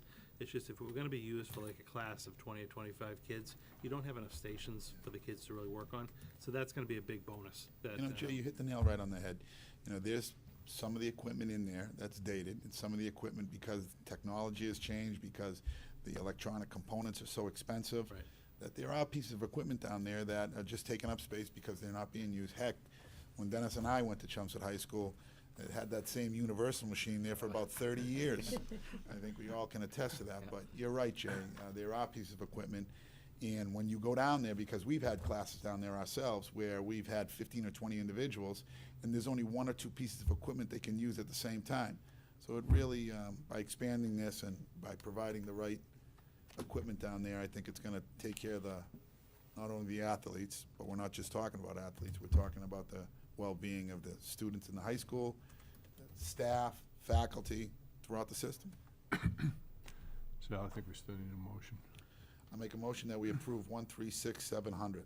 Second? Second. Any further question or comment? I have a question about access to the equipment. I'm assuming that the sports teams book it, right, for certain periods of time. I honestly don't know about. No, Rich, to be that's honest with you. not what happens. There's not a slot designated to athletes. When that room is open and being Anyone. supervised, you'll see our students that are non-athletes along students that are athletes in there, or teams that are in there. They just work together, but never have I ever seen in 30 years has that room ever been shut off to anybody but a particular group. So it's open to everyone all the time. I was just curious about the accommodations of everyone, I trying truly to, don't if there's, know. if a team's in there, are there times that it's open to all, or is it, but if it's open to all the time, Yeah. that's a lot of use. I won't deny to that point, which is the room is tight to begin with. It's not a very big room, because on the other side of it is the wrestling room. But the room is tight, but it's always opened to all students. There's always been discussion about could we open it up to townspeople, but I think the limiting factor is just the nature of the facility. Yeah, that's right. Can't handle it. I think when you're talking about the kinds of equipment that we need today for the kids, I think we should just, and we're providing dollars, it should be for our kids and our staff. Yeah. And there's a Best Fitness right down there, and no charge for that plug. All right, any further discussion? Dennis? Aye. Aye. Aye. Aye. 4-0. Thank you. Page 41 of the budget, this is our just general supply account. These are all the various supply accounts that kind of feed up to a master level account for the district. Recommended bottom line of 520, 425. I'll entertain a motion. Mr. Chairman, I make a motion that we approve 520425, bottom of the page. Second? Second. Any questions or comments? Help me with the increase, general school classroom, 121, 151, sir. All right, that is actually, yeah, it's about 30 grand. That's the one, a bigger increase in this account. If my recollection stands, and Joanna can correct me, the high school actually had put in a request for some additional funds in this area this year. We have not really updated physical student furniture in the I see. buildings for a number of times. They're in need of some just new furniture at the high school to accommodate some of the kids' needs. So Steve had asked for the last couple of years, and we just weren't able to really work into the budget, so this is the first year we are, to be able to buy some additional student furniture at the high school, and I believe that's the $30,000. And that's pretty much what the increase is. So what this is all about is Steve's recommendation to improve furniture for our kids. Yeah. Thank you. Just the lecture hall downstairs, the 100-seat, that's done in use, Yeah, right? that came out great. Yeah. I've seen it. It's If you get a wonderful. chance to walk by and Keep see that that, up. that came out really nice. Yeah. What a Yeah, great that was move done was. with Town Capital. Yep. And we added a lot of Thank you, Paul. technology to the room. Came out really nice. Seats about 100. We're getting a lot of people kind of talking about wanting to use it. Yep. It was not being used before, Jay. No. It had broken desks. No, it was really, it was for a difficult while. to use. Yeah, Like when I was there. yeah, when I was there too. The acoustics are much better now, Yeah. with regard to like the the floors. They put new ceiling tiles in that are a little bit better on sound. Good. Again, you have main displays in the front of the room and you have side displays. It's a pretty cool room. It is. Dennis? Aye. Aye. Aye. Aye. 0. Thank you. Page 42 of the budget, this is other instructional services, special ed. The only, the significant increase on this account, the other ones are all basically level funded. This is the part of the budget where I'm just putting the placeholder for the therapeutic program at the elementary level. Again, we have people that are out, kind of researching programs, physically going to other school districts, taking a look at what the programming should look like for us. I anticipate probably early April, mid-April or so, starting to receive some reports back. I'm gonna, obviously prepare some reports for the school committee so you can see some different options that we're looking at. And sometime, probably right after April School Vacation Week, we'll kind of finalize what we're looking at programming for next year. Again, I didn't want to predetermine what staffing might be, or if it might be a contracted type service, but I think, again, just talking to other districts and kind of seeing cost-wise, I think this will be a significant and sufficient amount for us for the first year to launch this program. And I have to say, ever since it's been in the budget, I've been getting unsolicited, responses, and people very happy about making this move. Okay, I'll entertain a motion. Excuse me, Mr. Chair. Sure. Two. Mr. Chairman, I make a motion that we approve 518150, bottom of the page. Is there a second? Second. Any further comment or discussion? Just, again, clarification, the money to fund this is coming from, Well, it's technically part of your base budget, Yeah. but we're really able to do it because of the offset a little bit later on with the increased circuit breaker funds. Okay. So we're getting, you'll see the offsets going from 2.5 to 2.8 in circuit breaker for next year. That's a solid number. I'll get into that when we get to the circuit breaker phase. But basically, you're gonna see that increase later, which freed up money for us to then be able to add this year. It just really didn't make sense to put that on the circuit breaker page, is where programmatically the budget was going. Dennis? Aye. Aye. Aye. 4-0.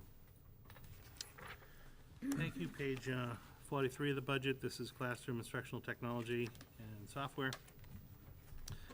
Again, the significant increase on this page of the budget is for the full implementation of the, that one of the teachers actually mentioned earlier here tonight, that iReady, the student diagnostic and universal screening product. We've tested and piloted a bunch of different products over the years. That's the product that we're using this year, getting good feedback on. And so that's what the increase is. Once we lock into a product, we shouldn't see that increase significantly year over year. So this is the 1 year we're gonna see that little jump. What grade levels? Is that elementary? K-8. K-8? Yes, elementary, middle schools. I'll entertain a motion. Mr. Chairman, I make a motion that we approve 419000. Second. All right, any questions or comments? All in favor? Oh, go ahead. Aye. Aye. Aye. Aye. 4-0. Thank you. Page 44 of the budget is guidance and psychological services. Excuse me. Again, FTEs have stayed the same, basically just updating the salaries to reflect the new contracts. In doing the budget last year, one of the cuts we had to make, not the cuts, one of the budget actions we had to take at the very end of June to balance the budget was to utilize some school choice funds here. We haven't had to do that in this particular budget. So I think that's a positive. That 55,850, if we had to use it this year, would actually dip into a little bit of our not circuit breaker, school choice reserve, because we'd funded about 250 as the amount for our 50 kids that are in the district in a different part of the budget. So this will actually just not tap that reserve if we had to. But I'd recommend a bottom line of $2,093,491. I'll entertain a motion. Mr. Chairman, I make a motion that we approve 2093491, bottom of the page. Second. Any question or comment? Hearing none? Yeah, well, Yeah, you don't know what that is, yeah, another one I I was gonna forgot. say, can you just explain the MTSSSEL, the new line item there? Good. Yeah, so that, in two different areas, I didn't read the note, I'm sorry. We had talked extensively about the different, like, PBIS initiatives and the SEL initiatives that are going on in the schools. We have teams that are kind of meeting and doing a lot of this work. What we would like to do is be able to stipend, at the elementary level, 2 teachers per building, and then at the middle school level, 3 teachers per building, to kind of be the SEL, team leaders. Yeah, team leaders. They'll take the initiative. They will kind of participate in a lot of the training that's, after hours or even over the summers to get ready, do a lot of the meeting coordination. They'll actually host some of the PD for the schools. But we'd like to be able to stipend them and really kind of give them that particular role. And then on the supply line item, some of the elementary schools in particular, to be able to really outfit the K classrooms with the second step program, some are missing kits, some need to be replenished. So that's why you're seeing that go up. Both of those actions really tie into the second goal, the whole social emotional learning goal of the district. So these would be stipend position for just teachers in the building that were willing to take this role on, or? Yeah, it'd be a staff member in the building. Off the top of my head, I forget the number, I think it's about $2,000 a year that they'll get as a stipend for doing all this kind of extra work and taking the lead on these initiatives. Across, how many teachers are you talking across the district? 10, 15? Well, it's 2 per elementary school, so you got 8, and then 3 per middle school. So 14. 14.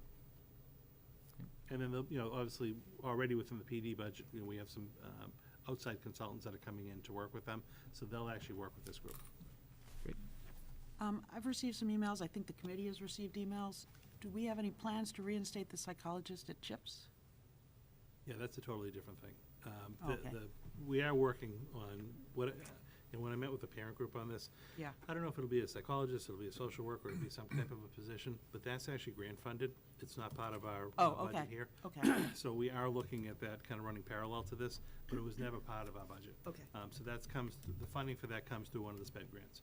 And we're really Got just it. looking, at the time, we knew that Amy was leaving to be the out-of-district coordinator, assistant director.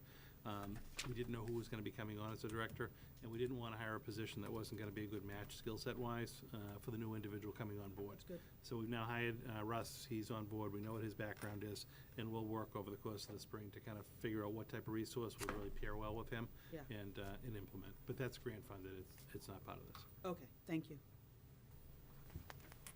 Anything else? Aye. Aye. Aye. Right. 4-0. 44. Page 45, this is medical and health services. Again, on this particular page, it was 9.9 FTEs last year. It technically went down 1 when we had the nurse administrator get moved to the front of the budget.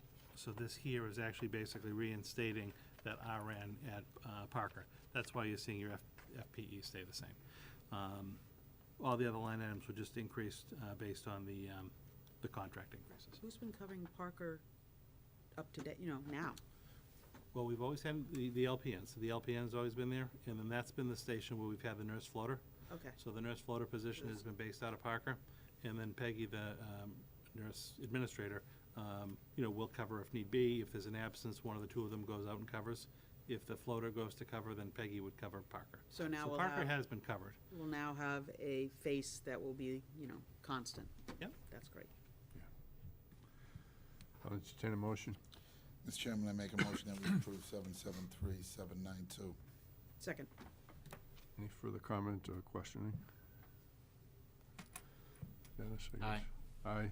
Aye. Aye. 4-0.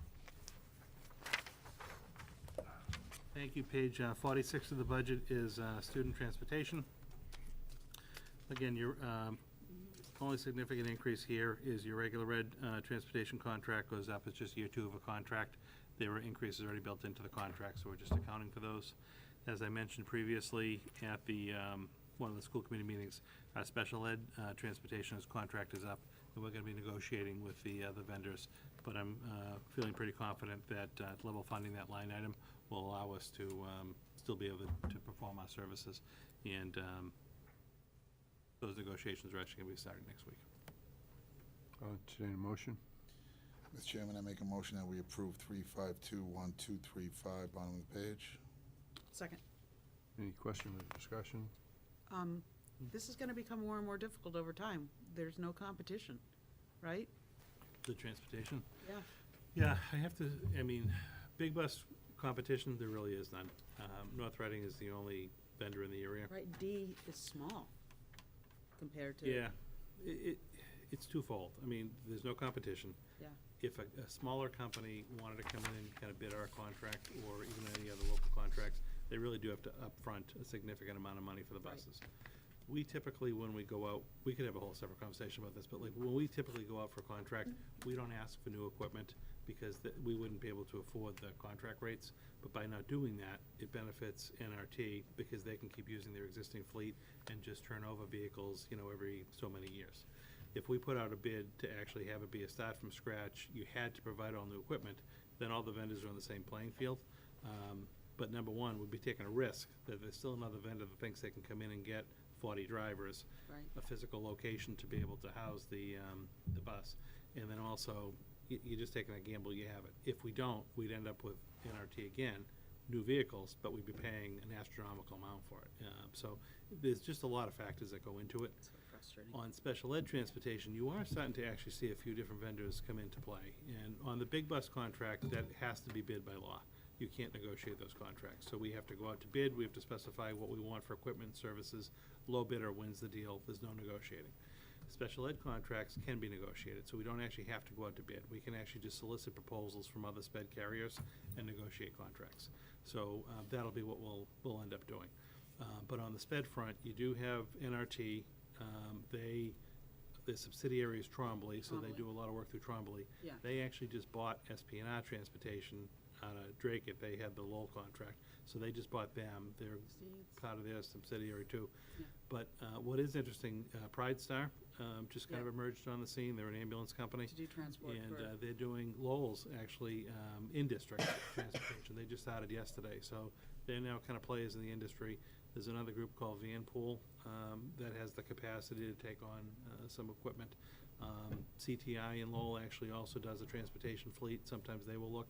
So there's a little bit more competition in special ed, but again, the luxury for us is that we can actually negotiate as compared to having to put it out to bid.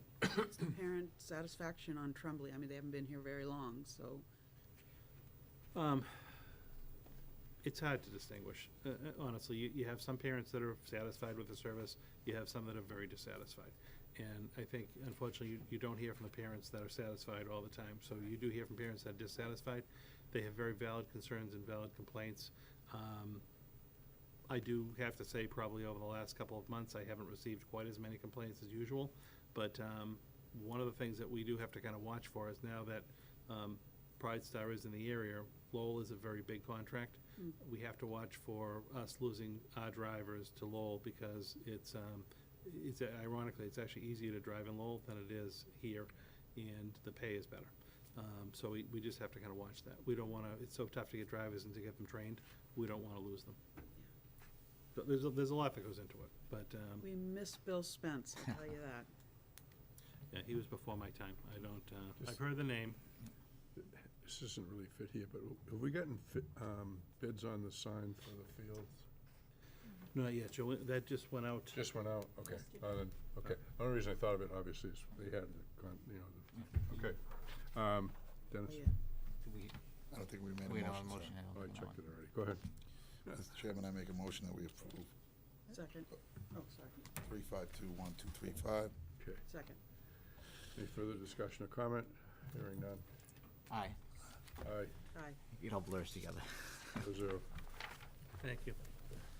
Page 47 of the budget is food services. Basically, just an update for contract value. So I recommend the bottom line of 104,560. Entertaining motion. Mr. Chairman, I make a motion that we approve 104,560, bottom of the page. Second. Comments and questions? Hearing none. Aye. Aye, Aye. Aye. 4-0. I do have one quick Yeah. question. When will we hear a presentation from the new school district director? We haven't heard from her. Yeah, we can. Yeah. We haven't. We can Oh, get her queued up for the spring, Perfect. if you'd like. Thank you. We'll Yeah. definitely hear from her before the end of the school year. Thank you. Page 48 is the athletic department at the high school. Again, all salaries just updated in accordance with contracts. Non-salary accounts are pretty much level funded. The one exception you will see, this is where we're picking up the other $50,000 for that fitness center at the high school. This is the athletic share to, I'm sorry, 25. This is the athletic share to the Katie Sims on the phys ed equipment line. So I'd recommend 578, 589. Entertain the motion. Mr. Chairman, I make a motion that we approve 578,589 at the bottom of the page. Second. Questions, comments? Just a general, like, budget format question. A lot of different places in the budget, we have offsets. So for transportation, we have an offset, which I assume are the transportation fees, circuit breaker for special ed. The athletic fees aren't included here as an offset. Not that it's gonna change the bottom line, but, they're in the revolving accounts. I don't wonder why they're not included as, like the transportation fees and Right. transportation, that type of thing. Yeah, I don't know. They just historically haven't been here. I know when we've done offsets in the budget since I've been here, they've been like new offsets that we've added in. We can look at that, certainly for next year, taking a look at any of the revolving funds that do support the budget. It's gonna have a net neutral effect on the Right, budget. right. Because It's you'd not be gonna change it, basically but- increasing the line to show the offset. But if you think that's helpful to the public. Because that pays for coaches' fees and coaches' salaries and things, so. Yeah. Just wondering why. Yeah, no, Just looking at that, I was wondering, Not all see all the other coaches. offsets.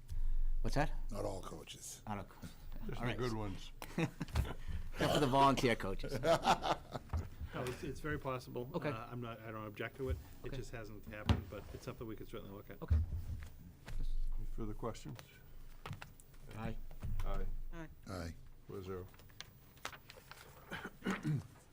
Thank you. Page 49 of the budget, this is other student activities. Again, very minimal increases just to update contract amounts. I'd recommend 115, 510. I'll entertain a motion. Mr. Chairman, I make a motion that we approve 115,510 at the bottom of the page. Second, Second. questions, comments? Same question as I remember last year, but how come there are certain clubs that are broken out and there other clubs that aren't? Okay. Yeah, it's just, again, this is just kind of historically how it's been. What I would guess, because this predates me, is that there were certain clubs that have come forward for certain kind of earmarks for some kind of a special project that they had done in the past. And the school committee basically has created line items to fund these specific projects, and then we've just continued them. I can tell you, like, I think actually Mike Rigney had come up and talked about Destination Imagination. So I assume at one point in the past, there was like a new club that was coming along. The particular club needed fees to be able to go to a competition and probably didn't have the fees to generate them, and the school committee created a line item and actually funded it. But I don't have a better answer for you that. It's just, these are the accounts that are there. Everything else is basically funneled through the student activity. Right. The fees that come in from the kids and then the advisors. But Joanna, do you happen to have a better? No, I think that's Yeah. We inherited this. Okay. Just wondered. I have a question. No, I know, but like, why would they be there but not other clubs? Yeah, like robotics or something like that. I was at the school today, and there was one wall that must have had 50 clubs, and half of them I never heard of before. In terms of policy, they don't get paid, they're not approved. Well, they do get paid, don't they? No. Well, most of our clubs are being paid. Well, it depends. Most of our clubs are called out in the contract, so they would be being paid. Yeah. Then there are other clubs that can kind of make a proposal Yeah. to be a club. Some, but some of those clubs are paid like just I think we negotiated, it was like a $250 little mini stipend Yeah. just to try the club. Oh, all right. But the list of clubs has got to be like 60. I mean, long. Yeah. It's a long list. Right. If Okay, some as long aren't as they're getting active- money, the only point it's getting is, you know, kids come to me as principal and say, you can do it. And, you know, at that point, there was nothing budgeted, so we let them run it to see it was gonna be viable. Right. But during that time, it's not an approved activity, really. Right. Well, we did, that was a kind of a bone of contention this last time around, contract-wise. And I get it, because some teachers would say, well, I'm gonna run and help out in this club. What if something, God forbid, happens? Like, am I covered? Okay, So we good. did end up saying, it's a very small stipend, but for like, if you did a voluntary club, Barbara, do you remember? I think it was like 200 or 250 or something like that. Very close to that. It's a small amount that you get for Some- the year some to are a little basically higher. be, Yeah, you yeah. know, It's a compensated, gonna run. to see if it's gonna get legs to run. All right, good. Thank you. Any further comment or question?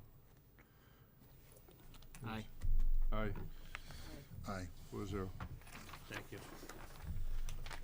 Page 50 of the budget is school security services. Again, basically just updating our personnel. We have four, just updating contract values. The only thing I'll point out to you is one of our supervisors of students, Brian Sorgan at McCarthy Middle School, serves as the court liaison, and he has for a number of years. The stipend of $9,000 is incorporated into his pay, but the reason I'm actually calling this out is twofold. One, I almost forget to put it in the budget because it's incorporated into his pay each year, and I want to kind of call it out.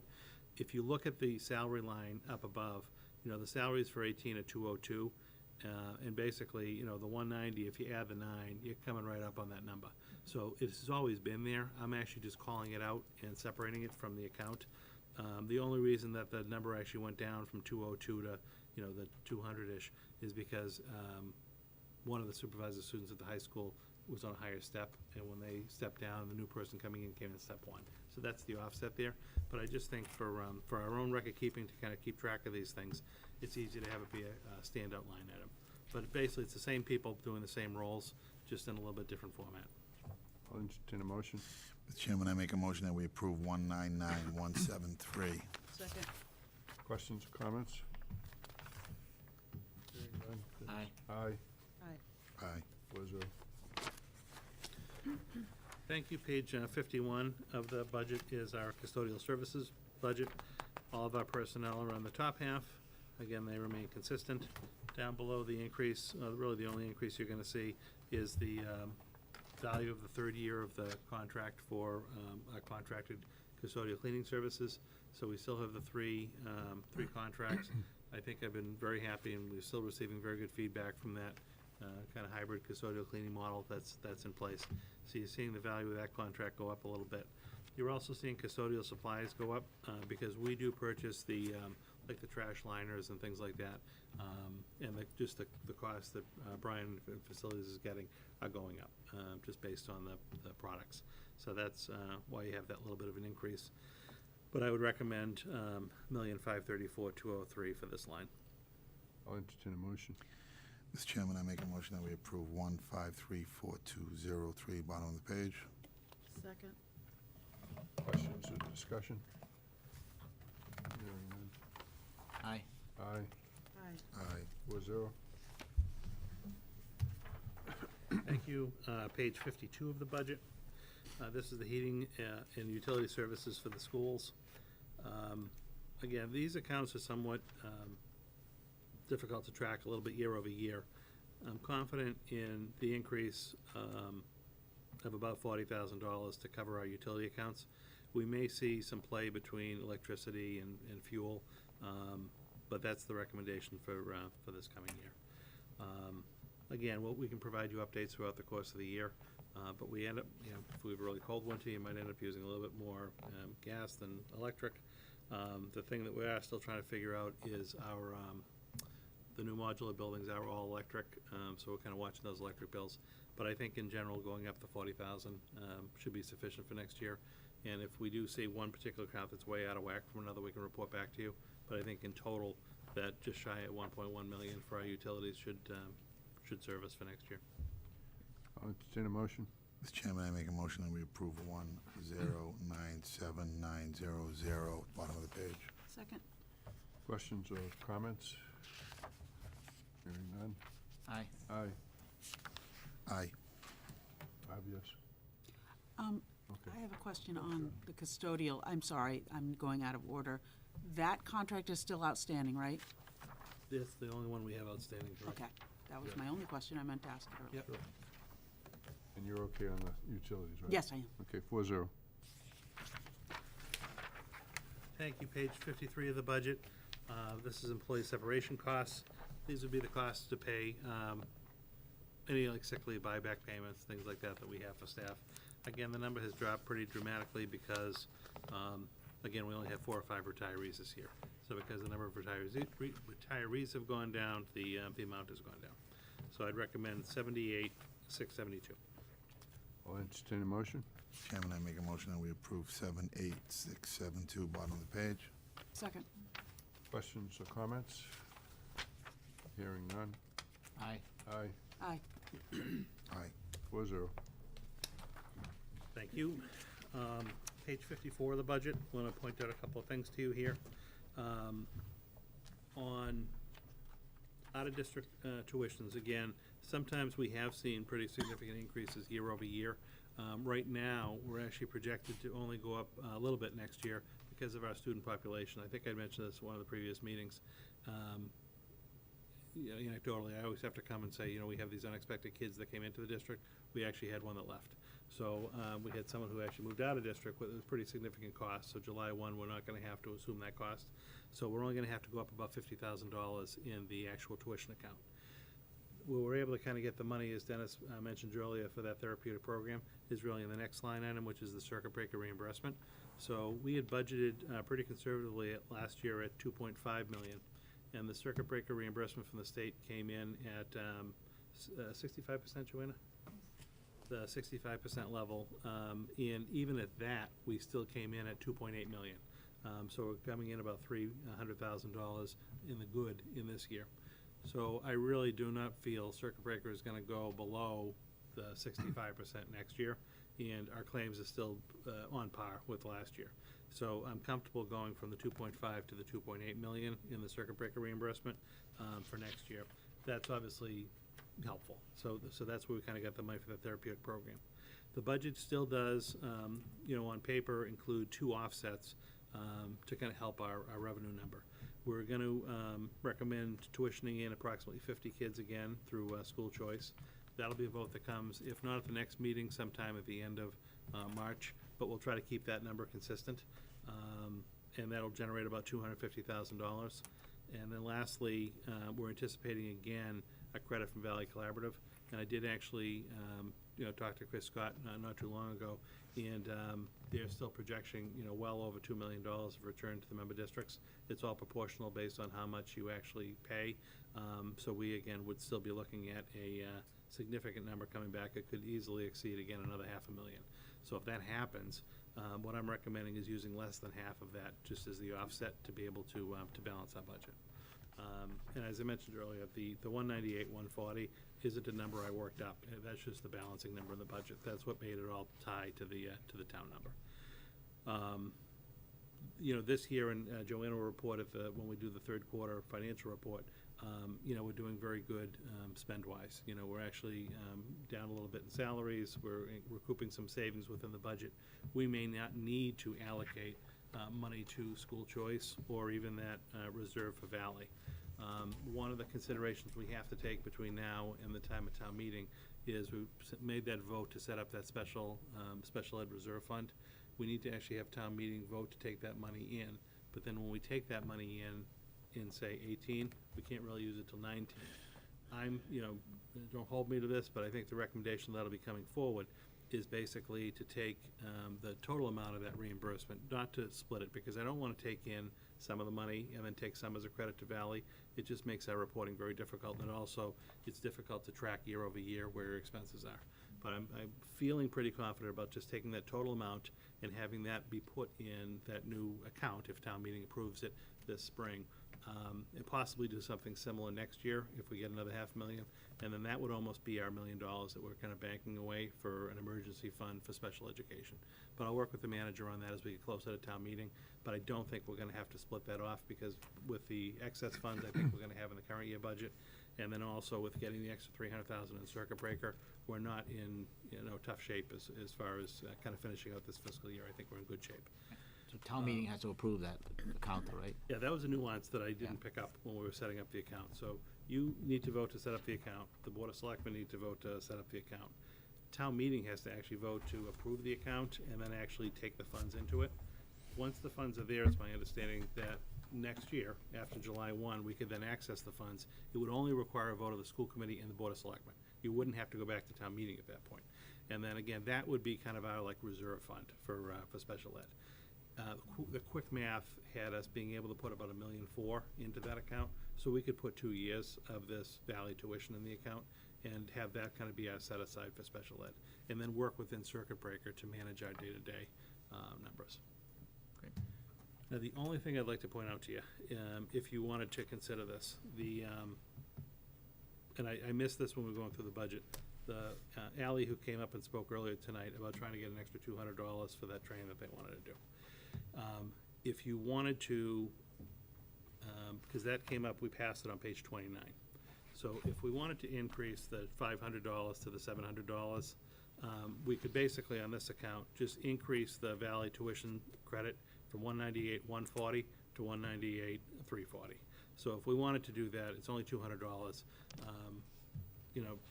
You might even just think about just rounding up to 750, because I don't think we have any. It's almost easy to kind of pick a 7 or 750. We could do that if you'd like. It's not going to really affect the numbers. I don't want to put words in your mouth, but if Can we do that in the form of a motion? We do that now, make a motion for that now? Or? Yeah. Well,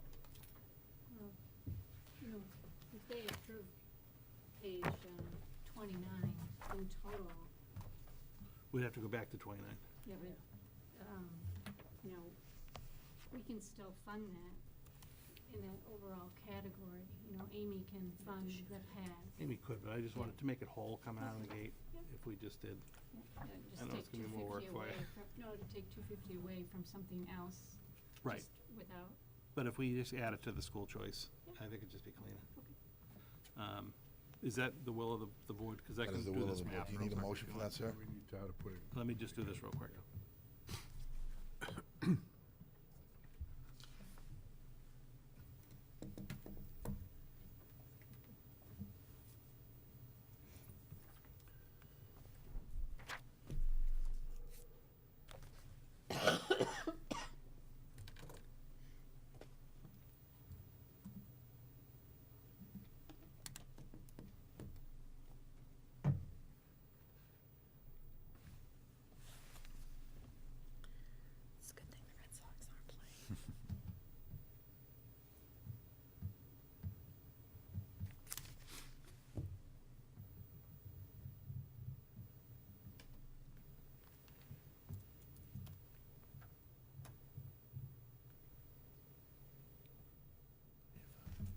It's quiet. If any of you want tickets for the Hall of Fame, I have them. So if you just tell me, I'll get the tickets for you. Probably take a couple. I already bought mine. Okay, so what we're gonna end up doing on this page of the budget, on page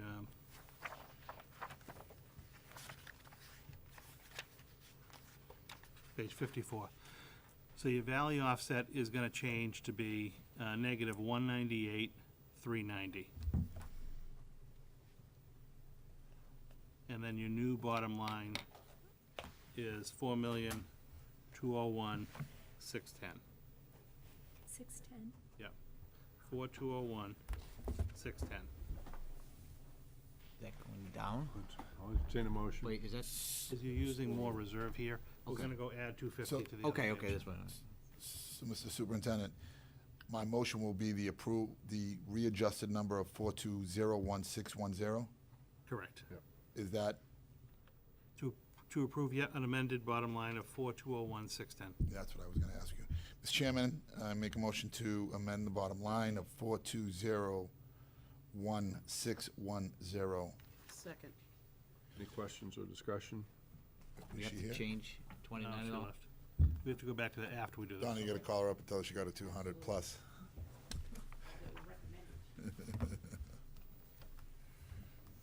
We're gonna do that. Did you vote that? We gotta vote on this one first? Go ahead. Aye. Aye. Aye. Aye. 4-0. So then if we go back to page 29, we're gonna increase PAC expenses from 500 to 750. That new bottom line for page 29 is 745, 260. So we need a- 745, 260? Correct. We're gonna Okay. give it a 250. So you're gonna need a motion to amend Motion to amend page 29 to 745, 260. 260. Mr. Chairman, I make a motion that we amend page 29, bottom line, from 745,010 to 745,260. Second. Any questions or comments? Hearing none. Aye. Aye. Aye. Aye. 4-0. So then the last vote of the evening would be on page 55, for the school committee to vote and recommend to town meeting an appropriation of $59 million. I'll entertain a motion. Mr. Chairman, I make a recommendation that we approve page 55, bottom of the page, grand total for the budget of $59 million. Second. Questions or discussion? Dennis? Aye. Aye. Aye. Aye. 4-0. Wow. Thank you. Wow, that was a lot of work. Congratulations. Yeah, but it really went well. Yeah, well, I'm talking about putting the whole budget Oh, together. yeah, these guys. Great job, Linda, great job. We just have to read it. Great job, Joanna. Thank you very much. The only other thing would just be public comment, to allow people to make a comment if they wanted. Earlier in the evening, it was announced that there would be an opportunity for public comment at the end after we'd gone through this process. Is there anyone that would like to address the committee at this time?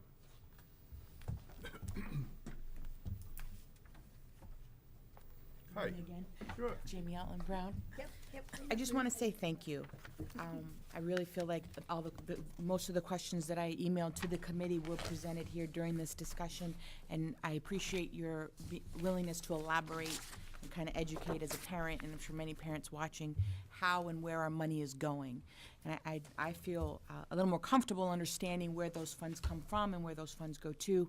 So I just want to say thank you to members and to Dr. Lang for taking that time and really, I feel like the questions I emailed to the school committee were presented and given attention and elaborated on, and I just want to say thank you, and I appreciate that, and I look forward to Yeah, working with you please for reach the out, others. and happy to go more in depth if you want to. Thank you. You're welcome. Thank you Oh, again, your guys. questions, my comments at the beginning, I think you now understand more why I said that. I mean, to answer some of the broader questions would have been really difficult. I think some of my questions may have been taken the wrong way Yeah. based on your response, but overall, you guys, I just wanted to say thank you, that I appreciate you elaborating and taking the time, sir, to really help a parent understand about the monies. Well, thank you for taking the interest to be involved. Absolutely. Appreciate it.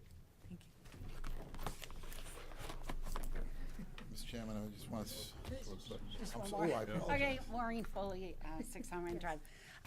So, of course, I'm terribly disappointed, but I just want the public to know that I wasn't able to come to an earlier meeting in January for, input before you put this together. I just want the public to know that I did, in fact, email the administration and the committee in order to have them consider this reinstatement of a library supervisor, and that I suppose I will have to persevere and ask you to seriously think about where we're at in education and how much we need this component.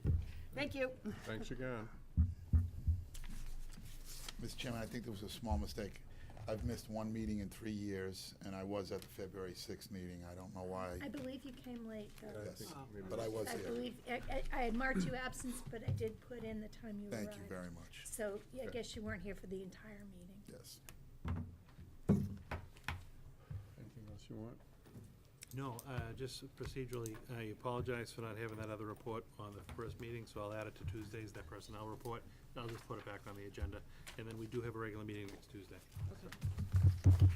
Thank you. Entertain a motion to adjourn. Mr. Chairman, I make a motion to adjourn. Second.